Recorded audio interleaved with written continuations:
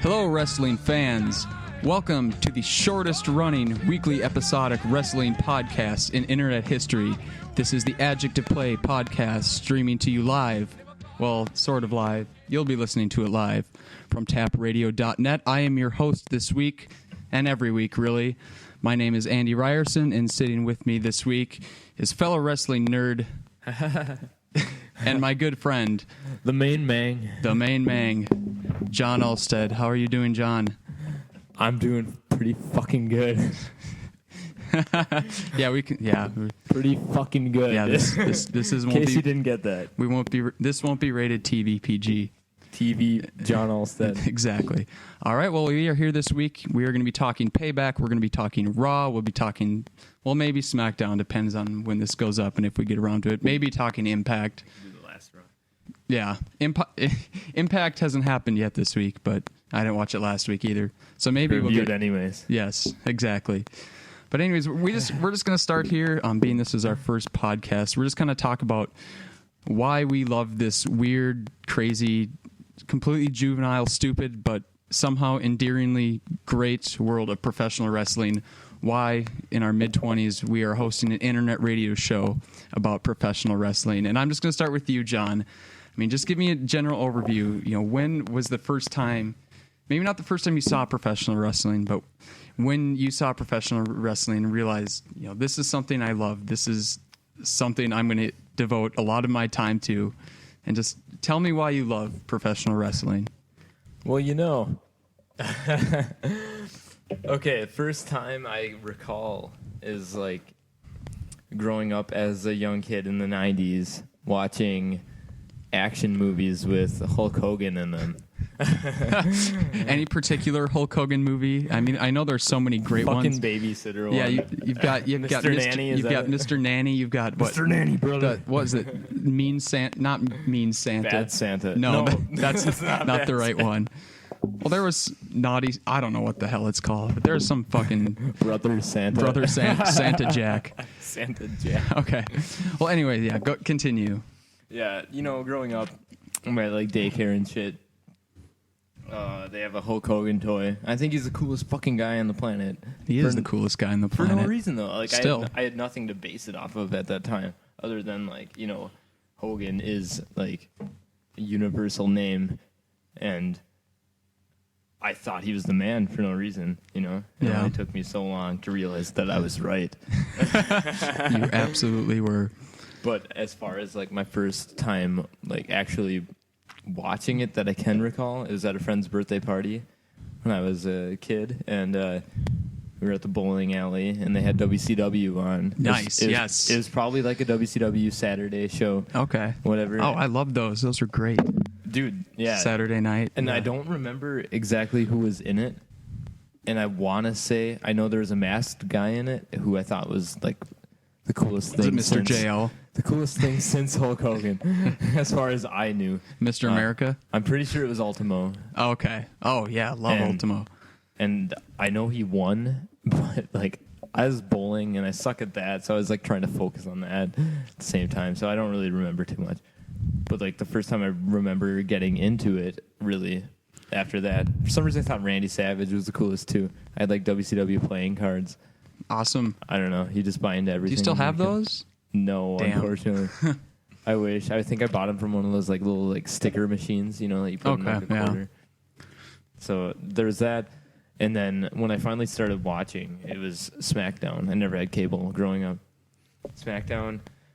Stone Cold was out during this time. The Rock was the man. Okay. Cactus Jack was on his last legs. Yeah. So these are the first few years of SmackDown then, kind of. Yeah. Okay, gotcha. And Kane stood out to me. Yeah. Oh. From everyone. I remember him tombstoning Tori on the stage. Yeah. It's like, take that, piece of trash. And and I think that's a lot of people. Kane is he's very that huge, larger than life kind of animated, character. And I think, as young kids, a lot of us kind of gravitated towards that. And I still do to this day. I love Kane. I think he's one of the one of the best of all time, and I can definitely see like why you would see him, just this big guy in just this crazy red mask making fire appear out of nowhere, like how you would think it's that like was a superhero. Yeah, absolutely. Whatever he wanted to be at the time. Yeah. Kane is Kane. He's not face work. Exactly. He's timeless. He's just Kane. Yeah, that was me. Okay. Like, yeah. You were earlier though.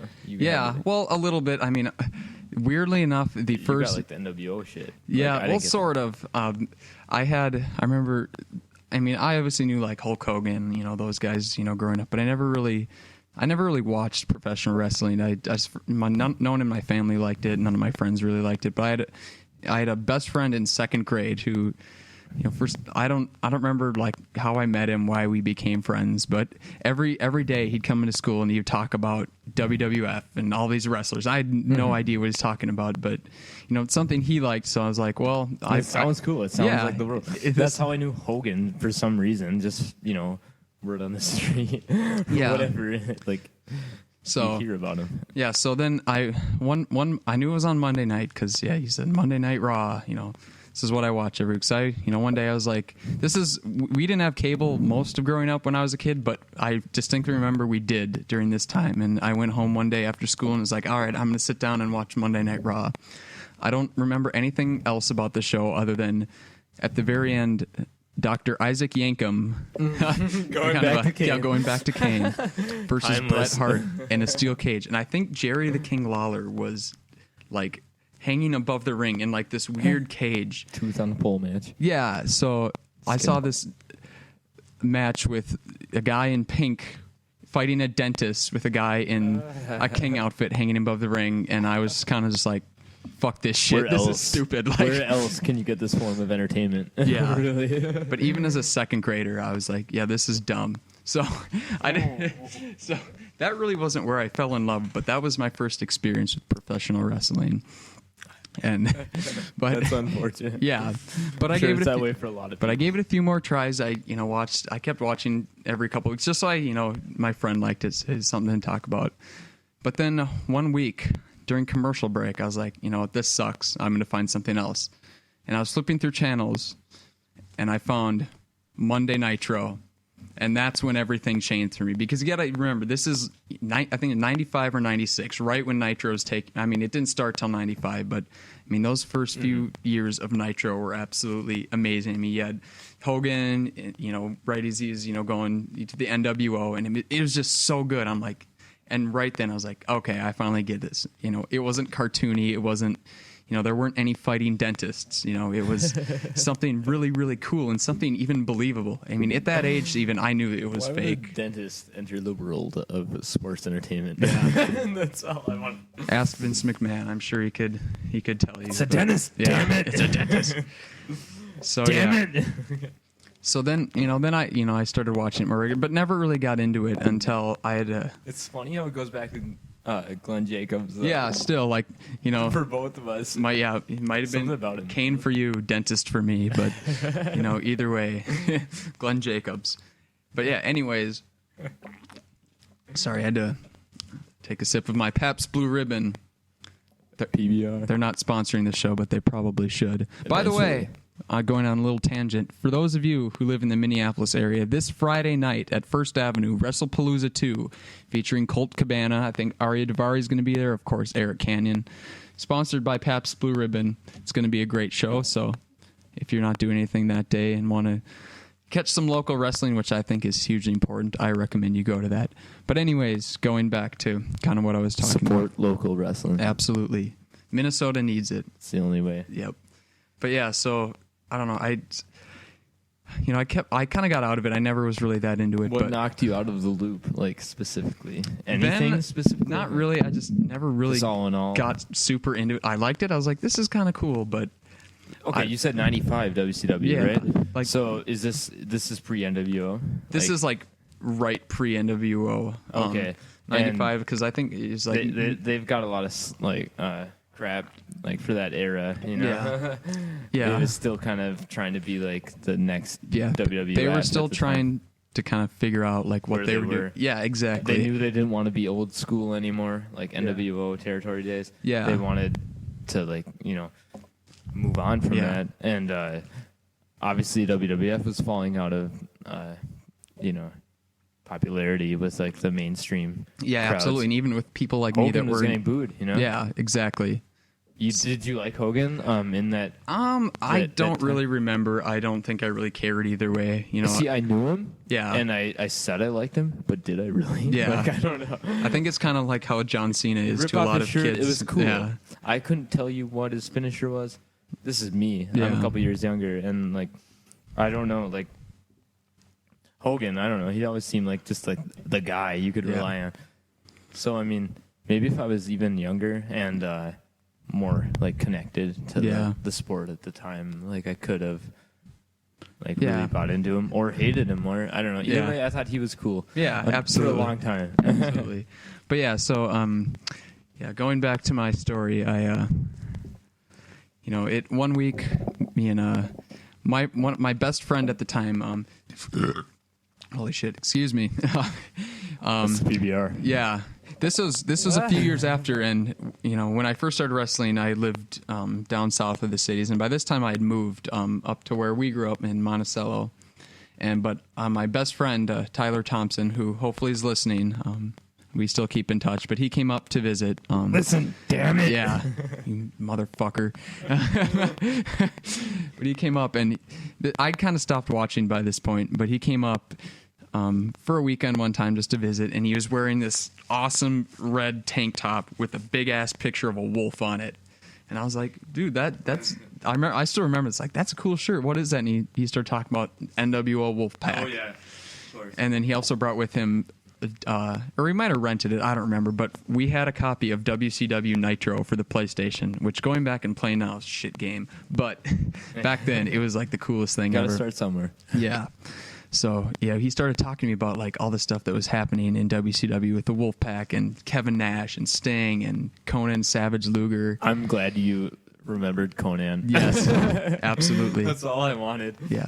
So he started talking to me about it, and it really intrigued me, and I was like, man, this sounds awesome. So right then and there, Kevin Nash, he was my guy. Like I said, I can't really explain why, but I just loved Kevin Nash. And I couldn't explain Hogan either. Yeah. Like, you just know, like, you're supposed to like this guy.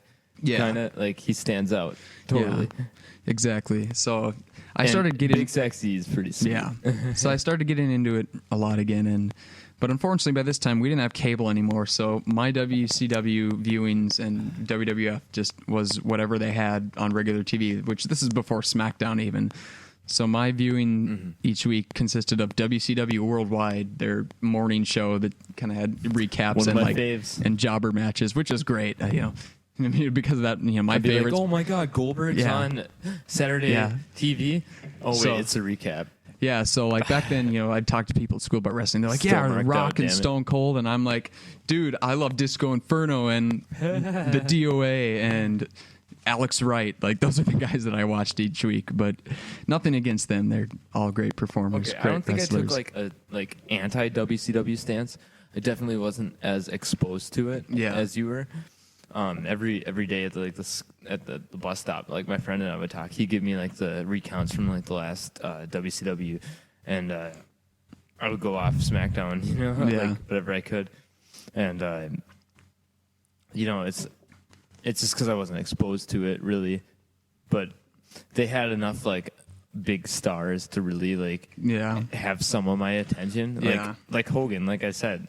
He's not at all one of my favorites. I don't want to keep talking about Hogan, but like this is what it all goes back to. Yeah, no, I absolutely see what you're saying, but yeah, like I'm sure it's a lot, the same for you. Like the people we grew up loving were like a lot of the lower to mid card guys, just because of, Yeah, I'd be exposed to them more often. But I think that says a lot about the nature of the business at the time. That even the guys on the undercard, the lower card guys, were fucking entertaining, and they had great gimmicks, and they were over, and they made you're looking at the real deal now. Yeah, right? Or like, I mean, the Brood was on Shotgun Saturday Night every fucking week, and I loved it. They were amazing. And DOA, who remembers Disciples of the Apocalypse? I remember Chains for Life. Yeah, or the Oddities. Well, they sucked, but I thought they were cool. Golga, Kurgan. Yeah, exactly. But yeah, SCP. so this is really the beginning of my first time really falling in love with wrestling, really falling in love with It was during like a transitional kind of the period spectacle, for the business. and it was such a great time to get into it too. You could like almost sense that too. And it really had. I mean, this was post NWO. This was kind of the heyday of everything, and when you finally caught on. Yeah, I mean, so I didn't get to watch Raw and Nitro every week like a lot of people. Remember, I hated NWO just as like a WWF sympathizer. Oh, okay. Because, like I said, I wasn't exposed, and also, I mean, 96, dude? I was like 5.5 years old. Yeah. So that might, like, boo, like, I hate you, Kevin Nash. Yeah. Yeah. But Hogan. No, wait, what? He was a bad guy too. Yeah. So I don't know. But then I didn't know shit. I just knew faces, really. Yeah. But then, unfortunately for me, my fundamentalist Christian parents, which I have nothing against them anymore. They're great. They totally changed. But back then they were you up right. No, you're a damn good man. It wasn't because of that. Damn good man. But I remember this. They saw that I loved this thing so much. I had like all the WCW shirts, all the video games that wrestled in the backyard with my friends, and they knew that I loved it. But one week they made me sit down and watch this fucking horrible ass Dateline NBC special about how wrestling was dangerous to children. Oh my god! And that I've right seen there, enough of those. Yeah, that right there, kiboshed my wrestling love, because they banned me from watching wrestling. But I somehow convinced them, because most of that program revolved around WWF, and I was like, no, WCW is still, it's still very clean, which it kind of was in a way. It wasn't as cutting edge and full of attitude. Yeah, I mean, it was to an extent. Well, when was this? This was probably 98, 99. Okay, so Austin 316 is in full gear. Yeah, so WCW era. didn't have puppies, middle fingers, just crushing beers against your head, which fucking awesome. Like, being that age, like, that shit. Yeah, that's the stuff I liked. I want to see dudes like driving over limos with monster trucks and guzzling beer. That's cool. Stunning women. Yeah, exactly. Why not? Crush my cigs. But I unfortunately I unfortunately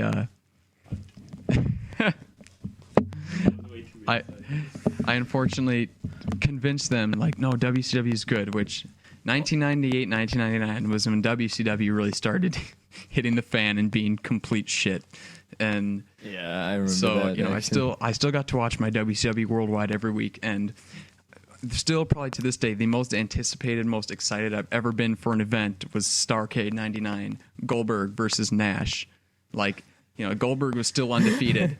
My hero, Kevin Nash. Yeah, I didn't like Goldberg. I'm sorry. Yeah. Oh, really? I didn't like. And I know I know you. We've lived together for a long time now. You said you, like, growing up, like, Kevin Nash was one of your main guys. Yeah. What about Hall? Like, because I don't know. He was involved in that. Like I said, I kind of got into it during the Wolf Pack, and Hall wasn't in the Wolf Pack, so I didn't. Lone wolf, man. Yeah. Right. So I don't know. I don't really remember much about him. I mean, I remember Razor Ramon from when I watched WCW, or not WWF. But yeah, so okay, going back. So you're not a Goldberg fan, right? No. Well, I didn't hate him. I just didn't. I wasn't fucking ape shit crazy over him like a lot of people was, and I was hoping so hard for Kevin Nash. I saw him as an Austin knockout. Yeah, right. At the time, of course. Yeah. Well, that's a debate for another time. Yeah, of course. Sorry. Yeah, so I was so excited for Starrcade, like Nash taking on undefeated Goldberg to end the streak, win the title, and I was fucking pumped. And I didn't get to watch it, of course. We didn't have pay-per-view, but I remember staying up late, refreshing those results. Yeah, refreshing. So ready for it. Yeah, I mean, this is so archaic to people now, because you can stream.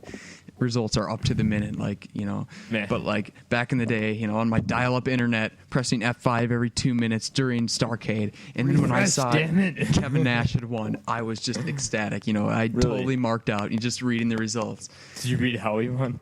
I did, but that didn't really bother me. I was like, you know what, whatever. He won the title. It's wrestling. It's shenanigans. It happens. What goes on? Yeah. But then, of course, I don't remember if it was the Nitro immediately after. Yeah. The Nitro immediately after, or if it was the next week. But the infamous finger poke of doom incident No, I just wanted to talk about this for a moment. I have some things to add with that. This completely destroyed any interest I had in pro wrestling because I had invested so much, energy and time into cheering on this guy, Kevin Nash, for him to overcome, I knew it was fake, but, you can suspend your disbelief. I was just waiting for him to unseat Goldberg as the champion of WCW, and he does it. And then he literally, Goldberg's the man. Yeah, and then he literally just lays down the next week and says, "This title doesn't mean shit to me. Here you go, Hulk Hogan." After all those shenanigans, whatever, and they zapped Goldberg. And it fucking well, that didn't bother me so much, but just the fact that he laid out and just said, "Here, Hogan." I mean, those are the extremes he wants to go through to get this belt, to take it off of Goldberg, and then just gives it to Hulk Hogan, and right then and there, my that killed WCW. That killed wrestling in general for me, and I didn't want. And I was only, what was it? I was 11 or 12 at the time, and even then I knew it was like this. See, that's crazy because I thought looking back, it's always easy to look back and say oh yeah, the finger poke of doom fucking hurt WCW. Reading about it doesn't sink in as much for me. I mean, but hearing about it from another's perspective. You see, it crushed wrestling. And to this day, Kevin Nash is I can't even comprehend that. That's not the incident that ruined WCW. And to an extent, I agree with him. It was kind of on the downslope from there, but there's a lot of things. That's the moment that fucking killed it for me. And I was 11. I'm sure a lot of people were the same way. They saw that and were like, you know what, fuck this. That title doesn't mean anything. And I wasn't a super smart at the time either. It would only get worse. Yeah, I'm glad I stopped watching. Honestly, it was, complete utter shit after that, as everybody knows. But so that was kind of the end of wrestling for me. But when it really picked up again for me is I was just searching IGN. I remember this one week, the IGN, and I saw WWF buys WCW. And I was, you didn't catch back until 01? Yeah, I mean, it was only 2 years later. But, I was like, oh, cool. There's some good stuff. So, and I saw Last Nitro was going to be this week's, and we had cable again by this point. I'm like, I got to tune in for that. It's a significant part of my childhood. It's something I loved. I want to see the last one. And, just seeing, Shane McMahon come out and buy WCW. I knew it wasn't real, but I was like, damn, I got to see where this goes. I'm going to see all these WCW guys in WWF. Well, it's like a dream come true. Right? You have after all these years, there's been great guys on both rosters. And they finally get to come together, sort of. I mean, you get the Sean Stasiak. Oh, dude, Sean Stasiak was fucking great. Planet fucking Stasiak. Yep. And so, but I was like, man, we're finally going to see Austin Goldberg, Sting versus Taker. Of course, those never happened, but we still got some cool matchups. We got to see DDP. It was mostly a lot of the undercard guys. I mean, if there's, of course, Booker T and, Scott Steiner eventually came. He didn't right away, but it was just cool to see, these two kind of worlds collide in a way. And so that really got me back into it. I mean, at least draws your interest in, at least initially. Yeah. And looking back, it probably could have been handled better. But it probably hurt if you were a WCW fan. Yeah. I wasn't. Yeah. And I wasn't a huge ECW guy either, at the time. And I really got to see all of it play out under McMahon's vision. Yeah. And honestly, this is what started my lack of interest. I was super into this, don't get me wrong, but over time it just going into 02, 03, that's when I took my first break out of it. And I think that's because of you had Rock going his own way. Yeah. And I wanted to cheer for Lesnar. I love Lesnar, Minnesota, man. Yeah, absolutely. But he, really, I just wasn't interested anymore. It started going down, and I didn't start coming back in until Eddie Guerrero won the world title. Oh yeah, absolutely. And it was towards the end of his run when I started coming back into it. When all of a sudden I see Bradshaw, of all people, being pushed to take the belt off of Guerrero. You would never think that could happen. But it's new things were happening. And then going back to before I tuned out, I've always been a big fan of the mid card. Yeah, I think we both still kind of are to this day. The mid-card feuds are... We got to cheer for them. Yeah, it's like, tomorrow's future Yep, is what's exactly. being built up right now. Exactly. But yeah, so I mean, I got really, really into the invasion angle, It even when like Stone Cold went to WCW, I look at it now. Yeah. I think it's kind of stupid, but back then I was totally into it. They needed a name. Yeah, they could have done it with a lot of other but guys. But I really loved the invasion angle. I did. I mean, looking back on it, could have been done better, like I've said. But I was so into it at the time. I loved, the Kurt Angle face turn to me is just one of my favorite things of all time. Agree. The milk truck, my favorite moment in Raw. Which is your favorite moment in Raw? Would you say? By the way, I know I'm kind of putting you on the spot. Favorite Raw moment. Favorite Raw moment. Okay. Off the top of your head, first thing that pops into your mind. Oh shit. I know it's hard to pick, especially. I wasn't even a Raw guy. Keep in mind, I was more of a SmackDown. Okay, well, SmackDown then. I mean, just favorite wrestling moment from your childhood. Any favorite? Any favorite. Can be pay-per-view. Okay. It's got to be watching TLC 1 live. Really? That was a highlight of my childhood wrestling moment. That's 2000. Yeah. SummerSlam. Yep. Hardy's Coincidentally, WCC. my favorite all-time favorite wrestling match, TLC 2, WrestleMania X7. Right? Because, the way I looked at it is I didn't even look at rankings, who was where on the card or whatever at that time. I was a young kid. All I looked at was who entertained me the most. Yeah. And I was a Hardy's fan. I was rooting for them so hard, and I was super against ENC, and the Dudleys were a little indifferent. Maybe I was a little more of a fan, but basically it's just seeing these three teams go at it, throw everything on the line. Tag division was at a high. I never knew it was as low as it was beforehand. It took me a long time to really see the ins and outs of the business. Yeah. But at that moment, I was nothing else on the card really mattered. I just wanted to see some action. Yeah. And it's these looking back, it's these six guys who are really trying to actually make a name for themselves individually. Yeah. And I think you hit upon a good point there. Looking back on it, a lot of why I loved that match as a kid just had to do with, when you're a kid, at least when I was a kid, tables, chairs, people doing that hardcore stuff. The gimmicks was awesome. But you hit upon a good point. It was guys trying to make a name for themselves, and it's you could tell it too. Honestly, I mean, even as a young fan, yeah, it's this is I mean, look at all of those teams. Yeah. They had nothing really. And they're trying to make something out of it. Yeah, and they did, and they totally did. They brought the tag division back. Yeah, not only that, but they all super over undercard teams. Yeah, exactly. But you look back on it now, kids today look back. Edge and Christian. These guys are legends in our business. Jeff Hardy. Isn't that nuts to think about now? Yeah, it doesn't even seem like that long ago. And you've got of course the Dudleys who are in TNA just kicking ass right now. Oh yes, I think. Oh yes. Yeah, to me they're in the prime of their careers right now. They're, is that nuts to think about? Yeah, they have just come into their own. They developed finally as mainstream players. Absolutely, and I agree. Yeah, I do. Even though they're kind of together again now, but they really made themselves single stars. Even though they're in the aces and eights together now. I think everyone develops differently. Yeah, exactly. You're given and taken away chances. Yep. At every turn, and you just, I mean, as a performer, you just kind of have to go with it, and you can either choose to make the best out of what you get, or Exactly. You've seen the other end of that. Exactly. But yes, going back to our original topic here, we're going to try to wrap up this segment here pretty quick.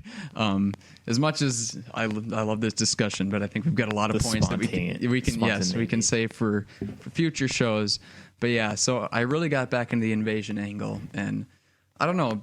Come 2003, it wasn't that the product was necessarily bad that I got out of it. I just think it was. This is when the popularity really started decreasing. Just not a lot of people are talking about it. And I could feel that because like I said, I even tuned out.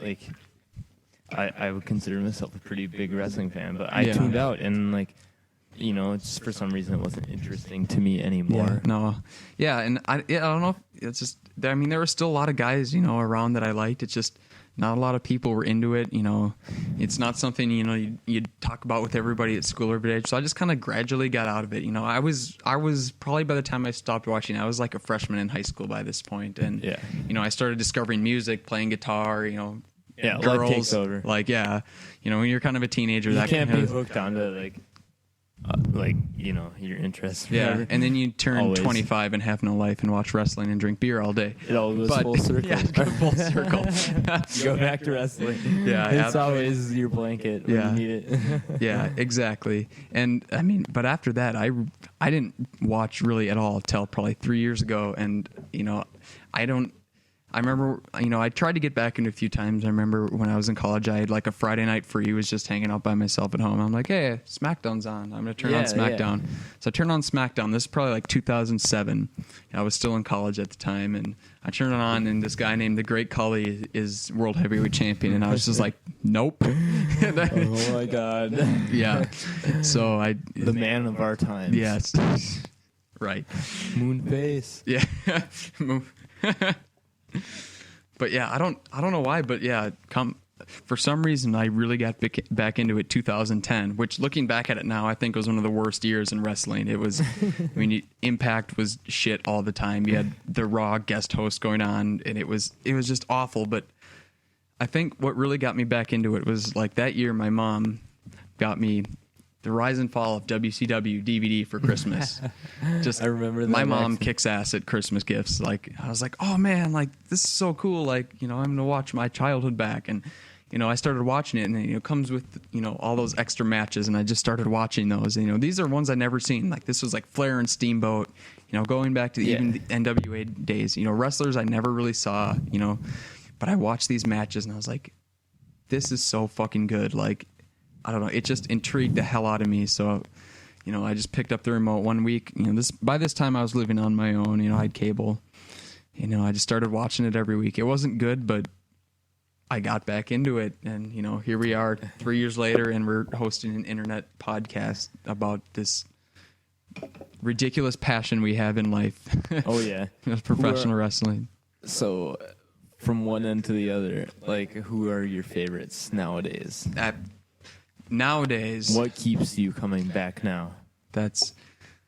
I know this is going to be a super cliche answer. This is the answer you'd expect from some nerd hosting a podcast on the internet, but two names, CM Punk, Daniel Bryan.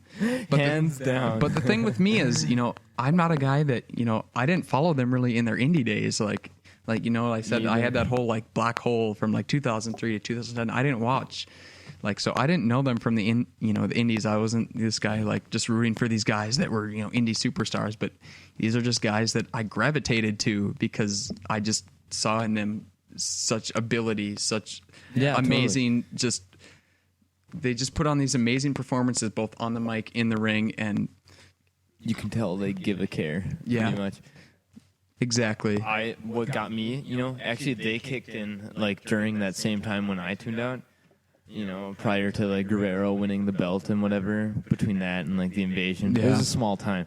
But what brought me back was, you know, really like reading about like these rave reviews of like CM Punk and Joe, and then like Bryan Danielson being the next Chris Benoit. Yep. You know, you hear all of those things, and like really like I got super interested. I'm like, oh my gosh, this guy's in developmental. I better see what's gonna happen with him. And, you know, lo and behold, like, look at him now. Yeah. Know? Well, then he had that whole thing when he got fired, which led to Brian? Yeah, which led to one of my all-time favorite mark-out moments of all time. Like, you know, looking back at it now, that was a good thing he got fired, you know, because it showed that company how much, you know, people loved him, how valuable he was. But sometimes that's what it takes. Yeah, to exactly. Make, like, you know, them realize. Exactly. But I remember I was watching that pay-per-view live. I was living in Wisconsin at the time, just watching SummerSlam 2010.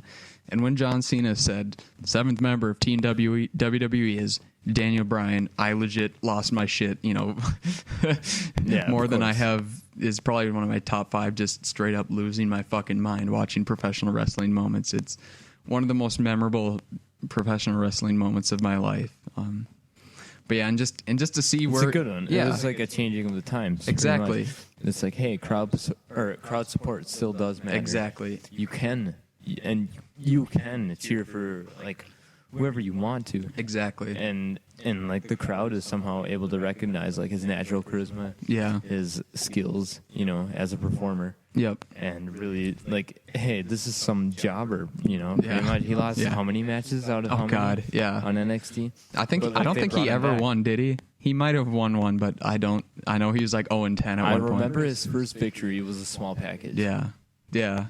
Well, what I remember most about NXT was like fucking carrying around beer kegs or whatever it was and dumb shit like that. So this is like wrestling as we've been talking about it. Like what drew you in, what made you leave, and what brought you back, and what led us to making a podcast about it. Yeah, I think it's safe to say at this point we're kind of hooked for life, you know. No, totally. You know, I think we'll still probably go through periods where, you know, maybe we don't watch it as much. Whoever provides something entertaining, you know, really, like it doesn't have to be the best technical guy and or whatever. I think it's wrestling as a or like all in all, like wrestling, like every like little like part of entertainment that it tries to provide to you, and sometimes it succeeds, and sometimes it fails, you know, regularly, and that's part of the business. It's kind of how it's been. They're trying their hardest, and I think too, not knocking them either. I haven't watched the last Raw, but I'm back into that product. John, right you're now. Breaking the fourth wall. The Deadpool. But yeah, and I think a big part of it too is, I mean, a big part of why I think we're both still into it is just, you know, when you have other people to talk about it with, that is a big thing. And like, totally, you know, me and John, we live together, and every day, you know, at least whenever we see each other, we're talking wrestling. Strike up some wrestling conversation. We're discussing, you know, whatever happened on Raw, Impact, or some random ass old match we watch. And I give props where they're due. Yeah, we're not biased. We try to not be. Yeah, and I think you brought up this point the other day when we were watching Payback, which we're going to get to later. It's like, I think we draw we're pretty balanced between being a total mark and a smark. We're both obviously very knowledgeable about the business, but we're not, you know, those nerds on the internet just fucking armchair booking every single, you know, Raw and SmackDown. That's not what we do differently. Yeah. I mean, we have those discussions, but I mean, for the most part, we really enjoy it for what it is. We're not we can be skeptical, but overall, we're not the skeptical, cynical fans. We're very much. Oh, I've had my fair share of markouts. Yeah, like during this last year. Yeah, and we just enjoy what professional wrestling is. You know, which is, you know, it's you don't get many of those fans these days. I've noticed it's a lot of the little kids, which is fine. You know, I'm not bashing that at all. The business needs that, and then there's everyone starts somewhere. Like I said, Hogan, really, like not at all my favorite nowadays. And then he's what drew me in though. Yeah, you know? And it could be like that for anyone. And then there's the opposite end of the spectrum, which is, you know, the booger eaters with the neck beards living in their mom's apartments, you know. Please don't listen to this podcast. Yeah, if you're one of those people, fuck off. Just fuck off. Actually, well, no, you can listen, but know that we hate you.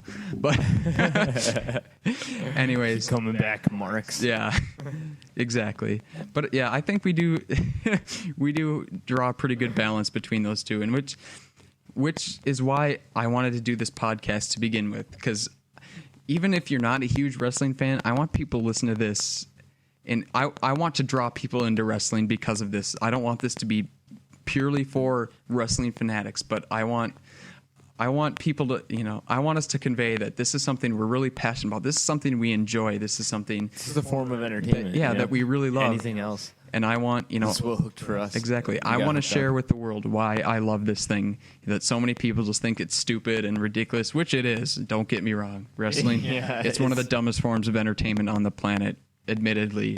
But there's just something so endearing about it. And I think it comes back to what we were talking about earlier. It's like childhood memories. Exactly. This is something we loved as children. And I think as you grow up and become an adult, you need to keep part of your childhood with you to stay sane. And this professional wrestling, I think, is kind of what does it for. Don't be too critical about it. Exactly. They're trying to appeal to a lot of different people. Yeah, but like, you know, this is, you know, you got to stay a kid in certain ways to really maintain sanity as an adult. You know, we both work full time. You know, we both have adult responsibilities, but, you know, when I sit down and watch Raw for 3 hours every week, I'm a kid again, you know. all the, worries I have, shit happening at work, Doesn't matter. bills. Yeah. I forget about it for just 3 hours a week. Is that what brings us back? I think that is a big part of it. Escape from reality. And that's a very good parallel for professional wrestling. It is. I think both for the performers and for the fans, it's an escape from reality, doing this thing that's both creative and athletic. I don't know. I think it's just an amazing thing. So, but anyways, we are going to take a quick break here. We're going to go refill our drinks, maybe have a smoke or two. But we are going to be back right after the break, and we're going to be talking the latest WWE pay-per-view that happened this last Sunday, WWE Payback. We'll be right back on the Adjective Play Podcast, streaming from tapradio.net. Fire in the gates of hell. Don't you wanna know how we keep starting fires? It's my desire. It's my desire. It's my desire. Don't you wanna know how we keep starting fires? It's my desire. It's my desire. It's my desire. Danger, danger. High voltage. When we touch. When we kiss. Danger, danger. High voltage. When we cut. When we kiss. When we touch. Danger, danger. High voltage. When we touch. And when we kiss. Danger, danger. High voltage. When we touch. When we kiss. When we touch. When we kiss.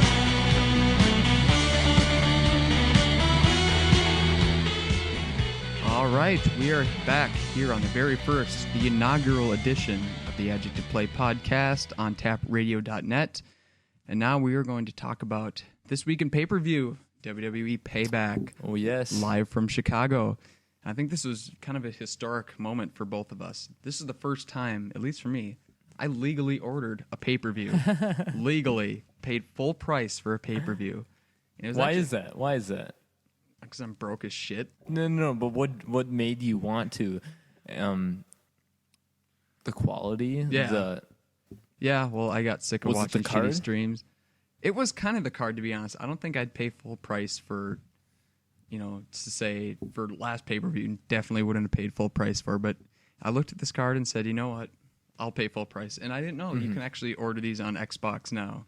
Makes it really, we don't have cable, so, we can't, we can't order it on real cable. But We do what we can with what we got. But yeah, you can actually order this on Xbox, and it worked really well. Aside from we missed one match. We missed the U.S. Championship match because the server crashed or something. But overall, great experience. Unfortunately. Yeah, worked very well. Great quality. We watched it on our 55-inch TV. It was great. But yeah, let's kick off here with great lead-in for that. The Payback kickoff pre-show between Sheamus and Damien Sandow, which when you saw the name of this, you're like, gee, I wonder who's going to win this. Right? Kickoff, Sheamus, bro kick, stupid fucking shirt that he keeps wearing no matter what. Ugly-ass shirt. But yeah, no, I don't know. I didn't really catch much of this match. I was kind of getting things ready, getting my drinks ready. It's just a kickoff. I watched it. Here's what I thought.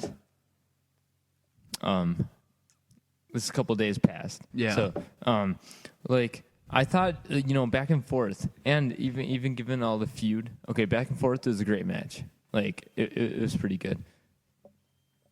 Going back to their feud, first of all, Sheamus, as an individual, character-wise, I'm not too into it. I know you aren't as well. And I think that's kind of a lot of people feel the same way like us.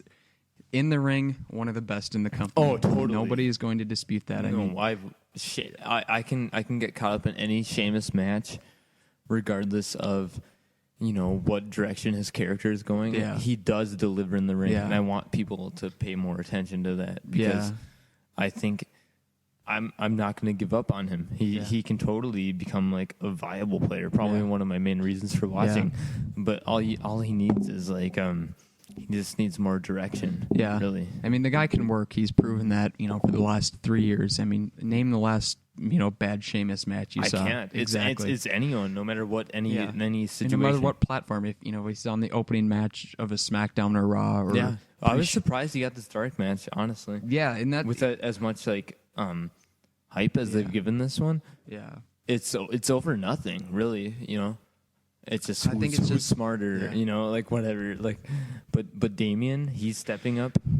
I really think he's gonna break away from Team Rhodes. Yeah, they're definitely and pushed before Cody. Yeah, they're definitely. Sorry, Cody fans. Yeah. We both love Cody here. I love Cody. I Yeah, think in the same way we are very much like Team Rhodes scholars. we're like best friends of podcasting. You need to grow a mustache. By the way, is your dad like your grandfather a plumber? Dad a Hall of Fame wrestler? My dad did have a mustache when he was in a band in the 80s. Played piano. That works. But yeah, anyways, back to the match. Like I said, I didn't catch much of that. I kind of want to more just discuss the direction these two characters are heading in, and okay, here's what I think then. Like, I think Sheamus, I think this feud to him meant nothing. Like, in particular, in the long run, I don't think this feud is going to be really of any significance at all. No, it was just a matter of giving two guys this something is filler to do. for Sheamus. I have no doubt in my mind he'll move on to bigger and better things after this. It's just filler for him. Yeah. But, like, while the main event is, filled up with all these other guys who are, like, really striving to make a name for themselves and whatever, while that's happening, why not give the rub? Like, you can't fit into the main event. Yeah. Like, why not give the rub to, like, a mid-card guy like Damien Sandow? Yeah. And I think Sandow will benefit from this, like, of course, more than Sheamus will. He lost the match, of course. Yeah. He lost, okay? But the thing is, you got to, like, break away a little more from Cody. Yeah. Not everyone can be successful at the same time. Yeah. And I like Cody, but and I think but like Sandow is totally he has a lot going for him, I will say. Absolutely. And this match really, in this feud, like, it showcased, like, different parts of, like, of him as a character. Yeah, absolutely. And I think Sheamus being in, the pre-show match of this pay-per-view is just an effect of having so many legitimate main event players right now, which is such a good problem for the company to have right now. I just think there's so many guys that they have that they can legitimately put in the main event. Any of which I think could have put on a better main event than the one we actually got, but we will save that discussion for later. But yeah, I'm really interested to see what they're going to do with, both of these guys. I don't know. It's hard to predict where they're going to go with either of these guys, with, Money in the Bank on the horizon, then SummerSlam, the big summer pay-per-view a lot on of the horizon. shake-up events, if you will. Exactly. So, yeah, I don't know. I don't think Sandow was hurt by losing at all, Of course not. Like, just getting the rub with, like, I still consider Sheamus a main eventer. Who cares if he's not doing a main event program? Yeah. Like, that's what a lot of people fail to realize. It was more or less a dark match. Nobody fucking watched it besides us. Right. Anyway, I think we take too much into each match. Exactly. All right, well, moving on then. To open the actual pay-per-view, we got the Intercontinental Championship between The Miz, Curtis Axel, with Paul Heyman, of course. Three-way dance. And the Intercontinental Champion, Wade Barrett. And I think we both went into this with pretty low expectations. I mean, at least I did. You know how much I hate Michael McGillicuddy or Curtis Axel. Given this recent push. Yes. And beforehand, yes. I think says so much. He's just terrible delivery on the mic. Average wrestler at best. Do you want to break this down into each competitor then? Or yes, absolutely. And where I'd like to start was with The Miz, because The Miz impressed the fuck out of me in this match. I mean, it's just he hit all of his spots so well. I mean, for the first time watching him, he came across to me as like a really legitimate pro wrestler, and the crowd, the Chicago crowd, which is always very smark heavy, very, they always cheer the bad guys. You'd expect them to boo him. Yeah. Like, really, right? But, yeah, they were into The Miz this whole match, and especially when he had that figure four, and they were going nuts. They wanted to see The Miz in Chicago win this match, and, like, to me, that meant a big deal. They had to have. Me, personally, The Miz, like, a smart wrestling fan couldn't approach this and like just expect to like knock him at every angle. Yeah. But like the Miz, all in all, on his heel turn, this is another subject, of course, but like His face turn. His face turn. Yes. Excuse me. Yeah, no, I know what you mean. He honestly, he's succeeded and he's dropped the ball in different incidents. To me, I think for the most part, the face turn has been an absolute failure, and that's not me cheering against the guy. When he first turned face in that I think it was Survivor Series when he joined the Team Foley. I was pumped because the guy's something different. The guy's got a catchphrase. He's got charisma. I thought he's somebody that could get really over with the fans, and it just didn't really happen. It's every week it was Miz coming out on his TV show and like making bad Dane Cook-esque jokes, and it was just so lame, and just could not get into the guy. But I don't know. This match for me really turned it around for me. Really? Okay. So that's the Miz. What we're both on right now. Sounds like Andy absolutely hated the initial thought of like, okay, the Miz, the most unlikable guy in the company. Yeah. Like from a wrestling purist standpoint. Somewhat, yes, but going back, he turned on him though. Yeah, but like at the same time, during his heel run when he was WWE champion, when everybody shit on that, I actually enjoyed that. I thought I did. I thought he was a good champion, somebody that went out, did all the press stuff.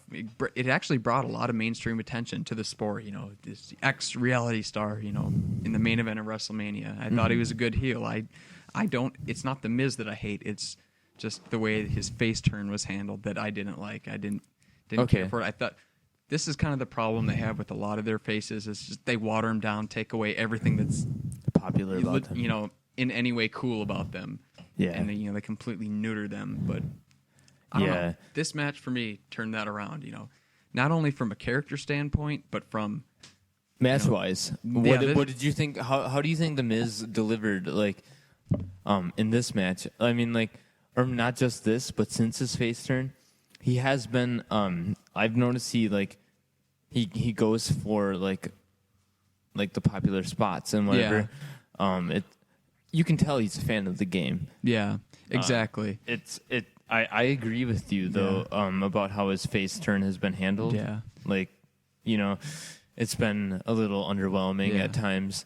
Yeah, and I think adding the figure four to his repertoire, looking at it now. Great idea. Like dude. Thank you for that. I hated totally it at first. Agree. I was like, if you're gonna give it to somebody, give it to anybody else. Like, give it to Ziggler. I'm sounding like such a typical internet smart right now, and I fucking hate that. But give it to somebody like Ziggler, Bryan, any of those guys. Hated it at first, but it's a move that's over. Everybody's gonna pop for it every time, and the fact that they've turned that into a legitimate submission move, I think, is really cool because that he can fall back on and win his matches. Before who the fuck has ever tapped at the figure four? Like even Flair, for the last however long of his career, nobody ever tapped at that. He was just one of the spots he had to do. And I just want to bring this to attention to any internet fan out there. Figure four, you're gonna bitch about Miz getting this. Yeah. Like I don't care if Flair gave it to him. Like that does add some significance to it. Yeah. But really, think about it. Who all used the figure four as like a finishing move, like in the 80s? Yeah. Like it's countless, man. Yeah. Okay. Like, I know like getting the rub from Flair means a lot, but really look at the Miz afterwards. Like he has another move to fall back on. Yeah. He has more to him, and for the Flair fans who are indifferent towards him, like they're gonna like. It sounds like he's getting good reactions. Yeah. That's all I'm going to say. Yeah. Yeah, absolutely. I completely agree with you. But for now, let's now talk about Curtis Axel. Okay. So we got the Miz down. Yes, we got. I think both Can of I us start this both one? of us thumbs up for the Miz in this match. Yeah. No. Totally. Absolutely. Yeah. Totally. And I turned around on him completely because. Actually, for the longest time, like me personally, I couldn't buy the Miz as like that credible performer. He just seemed like a normal dude. And yeah, I think that's not something. And he didn't have the technical skill to back it up, and that's what like a lot of internet fans focus on. And that's really there's more to him, really. And that's what really struck me about him in this match. He hit a lot of really cool technical spots in this match. You can tell he does give a fuck. Yeah, I've never doubted that. You can tell the guy loves wrestling. That and that alone really does add a lot. Yeah, if you can tell like a guy's in it, like for his passion purely, absolutely, then totally. All right. So Curtis Axel. I do not like Curtis Axel. I do not like Michael McGillicuddy. I do not like anything about him. Joe Henning. But this was a really good moment. And, just watching there, seeing this, and then the fact that happened on Father's Day, doing his father's finishing move, winning the belt his father made famous. Oh, yeah. It was a cool moment, Looking past, the wrestling aspect of it, how I feel about him as a performer, as a wrestler. As a person, I felt good for Joe Henning. Not so much Curtis Axel, but it was a really good moment for me for Joe Henning. Just he did it, and he's not in this business like for any other reason. It's because of his father and his respect for his father, and that comes across. Yeah, and it does, and you could tell, watching him after the match, he was clearly emotional, clearly, very much, wishing shaken up by this, and he wants his dad's. He wants Kurt to be there. Yeah, and almost that's what I felt. Yeah, and it was sad. You could see the tears welling up in his eyes. So for a moment, I'm going to be really hard on him in the future because I don't like him. But for this pay-per-view, it was a good moment. This might be very smarky of me looking at it from this vantage point, but it made me enjoy the finish a little more. Just the personal aspect of it, that this is, a son, following in the footsteps of his father and accomplishing something I thought was really cool. That made Curtis Axel winning the belt a little more bearable for me, and I can deal with it. But let's talk about that. The finish of the match. I thought the finish of the match was really cool. really unique, with, Miz Barrett, he's got Barrett in the figure four. Crowd's going nuts, waiting for him to tap. Curtis Axel runs in. Yeah, during the submission. Yeah, right? pins Barrett's shoulders to the floor before Miz realizes what's going on. I thought it was very cool, very unique, something we haven't seen before kind of finish. So overall, it was a good match. My stance on McGillicuddy, I still call him that too. Yeah, I do too. Sorry, it's hard to shake. Okay, from day one, he debuted. He did impress me on NXT.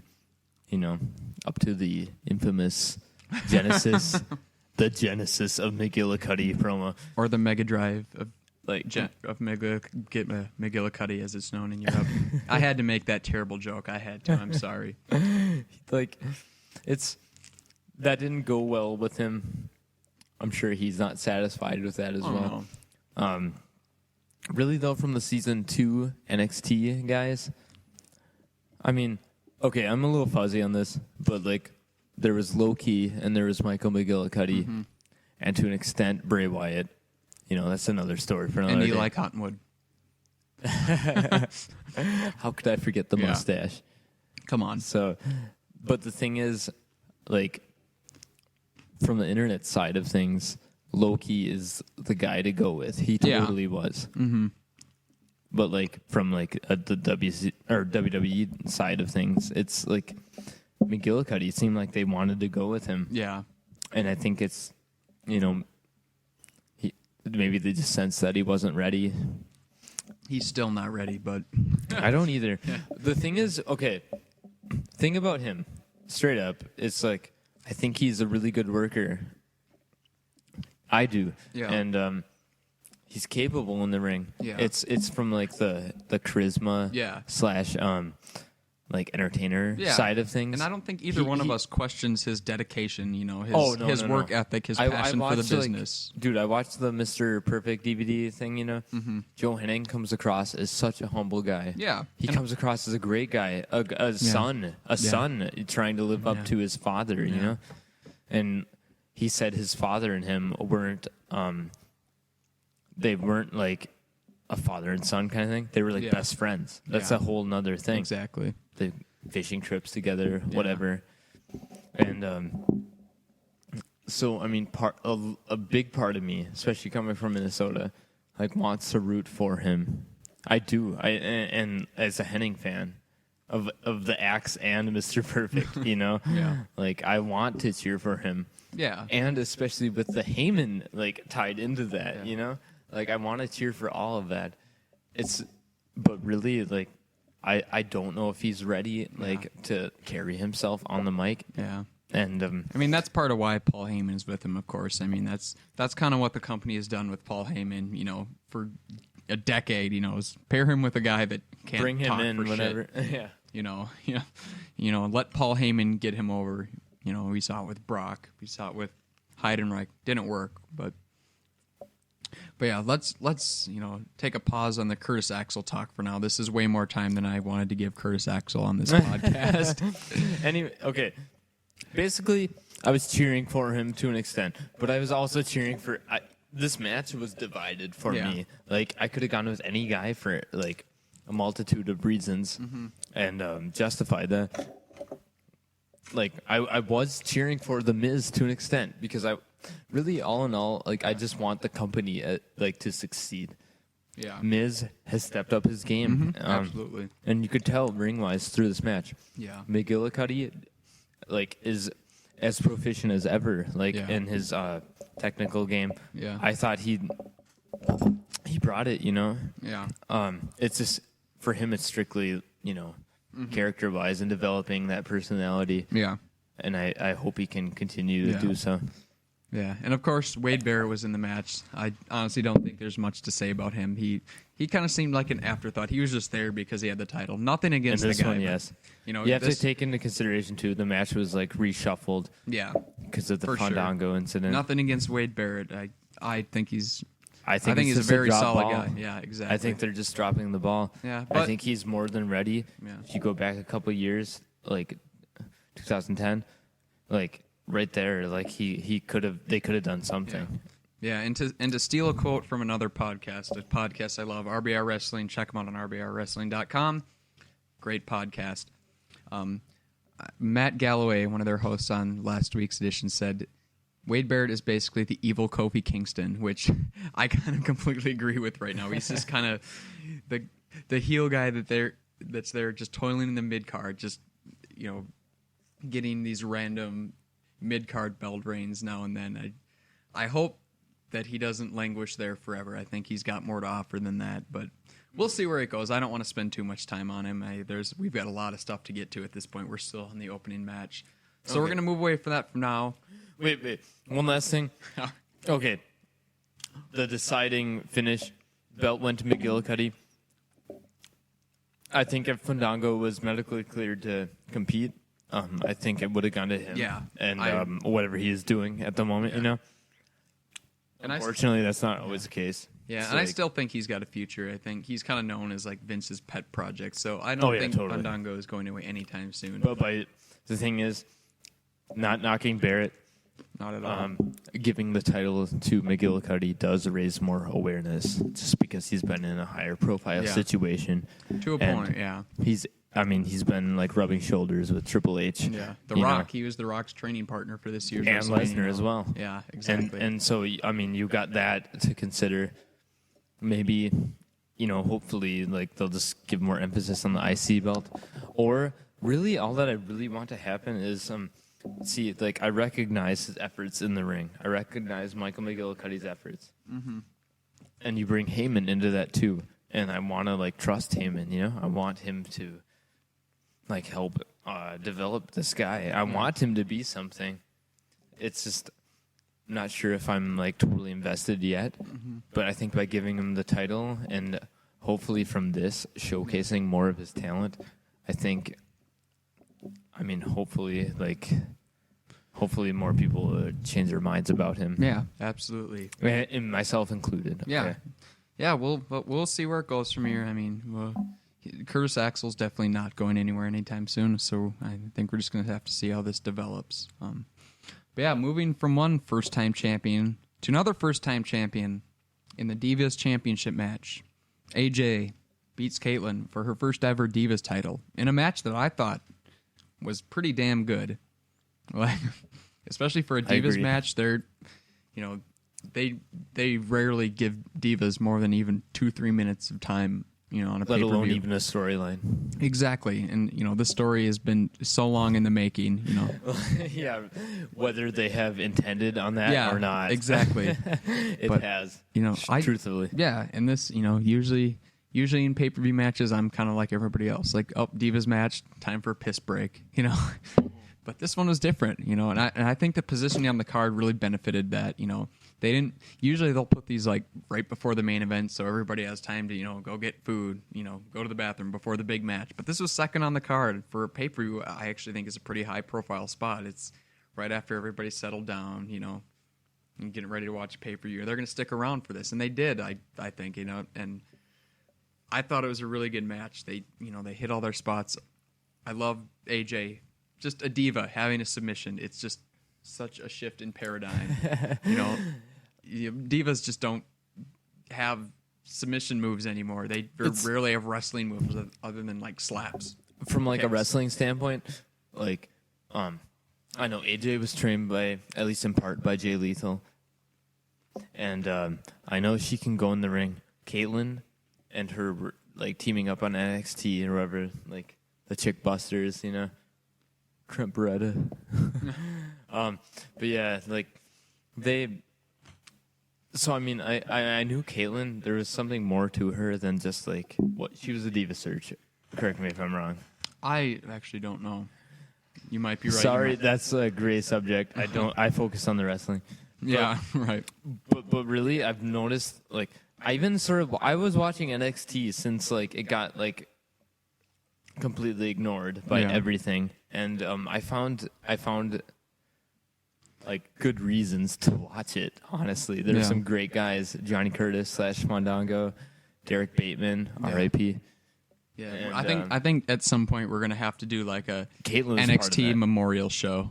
Oh, yeah. We both have just this weird affinity for that bizarre, especially like the last couple seasons. Well, it was a great thing. Yes. It developed into one of definitely, and It was a ridiculous show, but it was so good. I want NXT but back. the thing is, like, it used to be. I saw Caitlyn like actually. This is before you were on her bandwagon. Actually, Yeah. Like I saw like developments in her progress. Yeah. And like I saw that she could go and that she wanted to, and Yeah, Caitlyn's a beast. I love Caitlyn. yeah, and this feud goes way back too. Yeah. Like it goes back to how long ago? Yeah, like they were a tag team, Yeah. and I mean they haven't put the emphasis on it, or the like spotlight that it maybe deserves or Yeah. whatever. Excuse me, we're chowing down on pizza right now as we record this. But this match is one I think they should have had at WrestleMania. I mean, it has the long-running storyline, two completely capable athletes. I wish they could have done this on, that big stage. Unfortunately, that didn't happen, WrestleMania's card this year was huge. They already had to bump one match from it, but Yeah, it was really stacked. I think I really would have liked to see the blow-off from this feud happen at that show. But that being said, they finally did do it, and it happened at a really damn good pay-per-view, and in front of a really good crowd. And I think when the buy rates come back for this, I think it's going to do pretty good. I think there was a lot of reason to there's a lot of reason to buy this. This is the first pay-per-view I've ever bought legally. Speaks for itself, right? Exactly. But I was impressed by both of them. She won though, like AJ,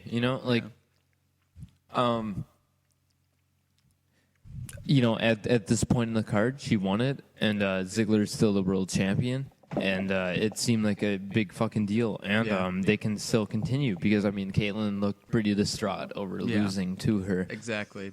and given like she's been knocked like 3 times now, with like Big E and her, doing the whole like secret admirer angle, and it's just a small part of this big running saga, really, It was, although I kind of hated at the end with like Layla coming out to like console the loser. I thought I just wanted so bad for just Caitlyn just to fucking take her out. Okay.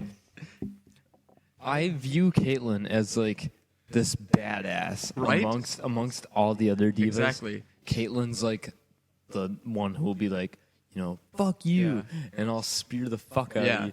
She's like the white busty Karma, I think. Like the closest thing we're gonna get to Karma at this point. Right. Just this really intense, I mean, she's not huge, but as compared to the other, Barbie divas on the roster, she's a strong chick. Exactly. She and can I want her to be that character, Give her more time, doubters. Yeah. Because she's improved a shitload. Yeah. She has, and we've both been watching since those bizarre NXTs, in the bizarre days. Yep. And really, she used to be pretty damn bad, and now she can. Yeah. But she's improved definitely. Yeah, but this storyline's definitely not over. I think they're definitely going to continue to. They had a segment on Raw, which we'll get to later in the show. But for now, I'll withhold judgment. I love AJ winning the belt. I think it was about damn time. She's been one of the most over divas, the most over diva on the roster for God knows how long now. I'm surprised it took that long, honestly. Exactly. And it seems like they'll jump the title to any diva who's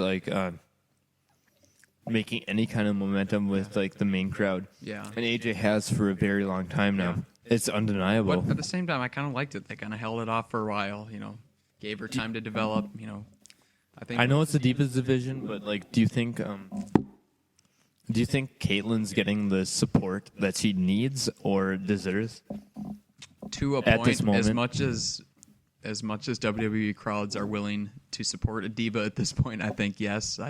And that's their fault, man. Yeah, it is, and I think she's getting as good of support and reactions as. How many Gail Kims or Victorias were there? Right, exactly, and that's all I'm gonna say. I don't want to get. Yeah. Diva subject really is another matter that needs to be discussed. I think we could go on for hours about this, but we'll hold back for now. But overall, I'm glad AJ got the belt. We'll see. It does lead to furthering this storyline, and if it can benefit the Divas division as a whole, eventually, I hope so. Mm-hmm. Because either way, I am invested in this feud, and I will watch the payoff. Yeah, that's me personally. I'm watching this match. I got excited. It seems like, hey, they're finally giving the Divas focus division, but we'll kind of see on that. They've had the same thing with the tag division that it looks like they're going to build it up, and then it doesn't come to be. But we'll see. I'm interested to see where they're going to go with these two characters. Where they're just leading this division as a whole, because they don't have a whole lot of diva talent right now. But I don't know. We'll see where it goes. So next on the card, Kane versus Dean Ambrose for the United States Championship. I don't think we have a lot to say on this match because, like I mentioned earlier, we didn't get to see it because all of it. About 5 seconds into the match, the server crashed, and when it came back, Dean Ambrose was celebrating. Okay, what I can say about this, to start it off, I'm heavily invested in the Shield angle, and not just the Shield angle, but particularly the Shield and Team Hell No angle. Yeah, and it just goes so far back, and they've done such a good job of building it up. Yeah, and not just dropping it. It does. I love when matches alone can tell a story. Exactly.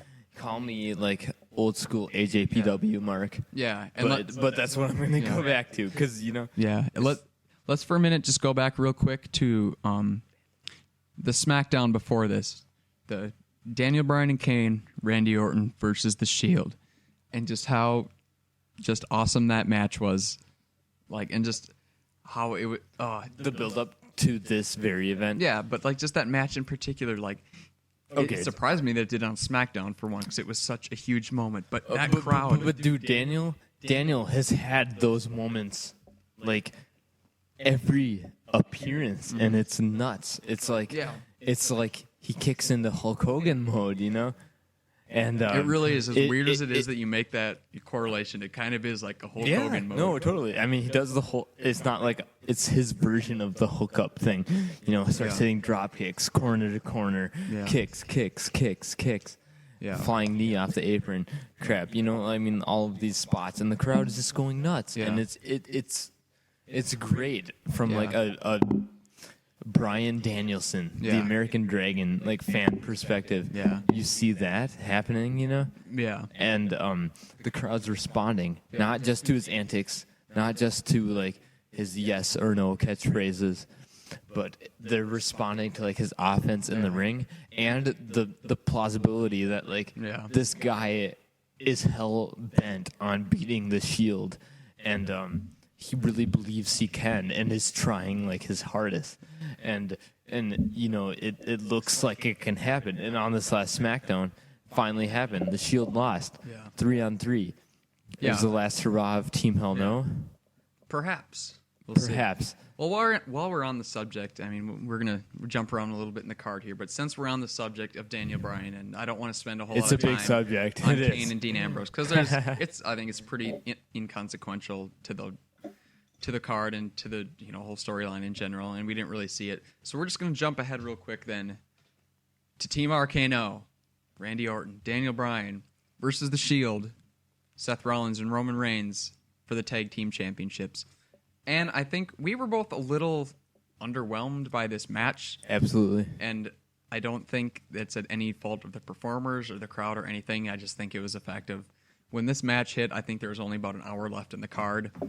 Time constraints. Yeah.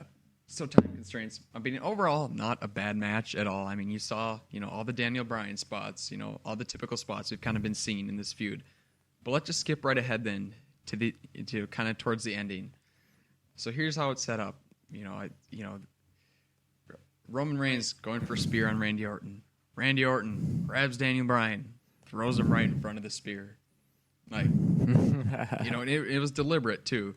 It wasn't like trying to get out of the way and then Daniel Bryan just gets hit. He threw him right into that spear. And I'm just interested to get your thoughts on not so much this match, but where it's going to go. Where do you specifically Randy Orton and Daniel Bryan? Where is this feud going? Where they lie. So you haven't seen Raw yet. I've seen Raw, and there's a little bit of development there. A little bit, not much. But just coming from just seeing Payback, where do you think this is headed? All right. Well, I mean, you can take Randy Orton and the Shield back a long time ago. Oh, yeah. For the longest time, the Shield is attacking like the randomest of guys, and you don't know who they're going to take out. Main eventers, jobbers. Yeah. They might show up on Saturday Morning Slam and take out Tyson Kidd, Did they ever show up on Saturday Morning Slam? I'm pretty sure they did. It might have been that or Superstars. They took out like some jobbers. No disrespect to Tyson 3MB. Yeah, come on, John.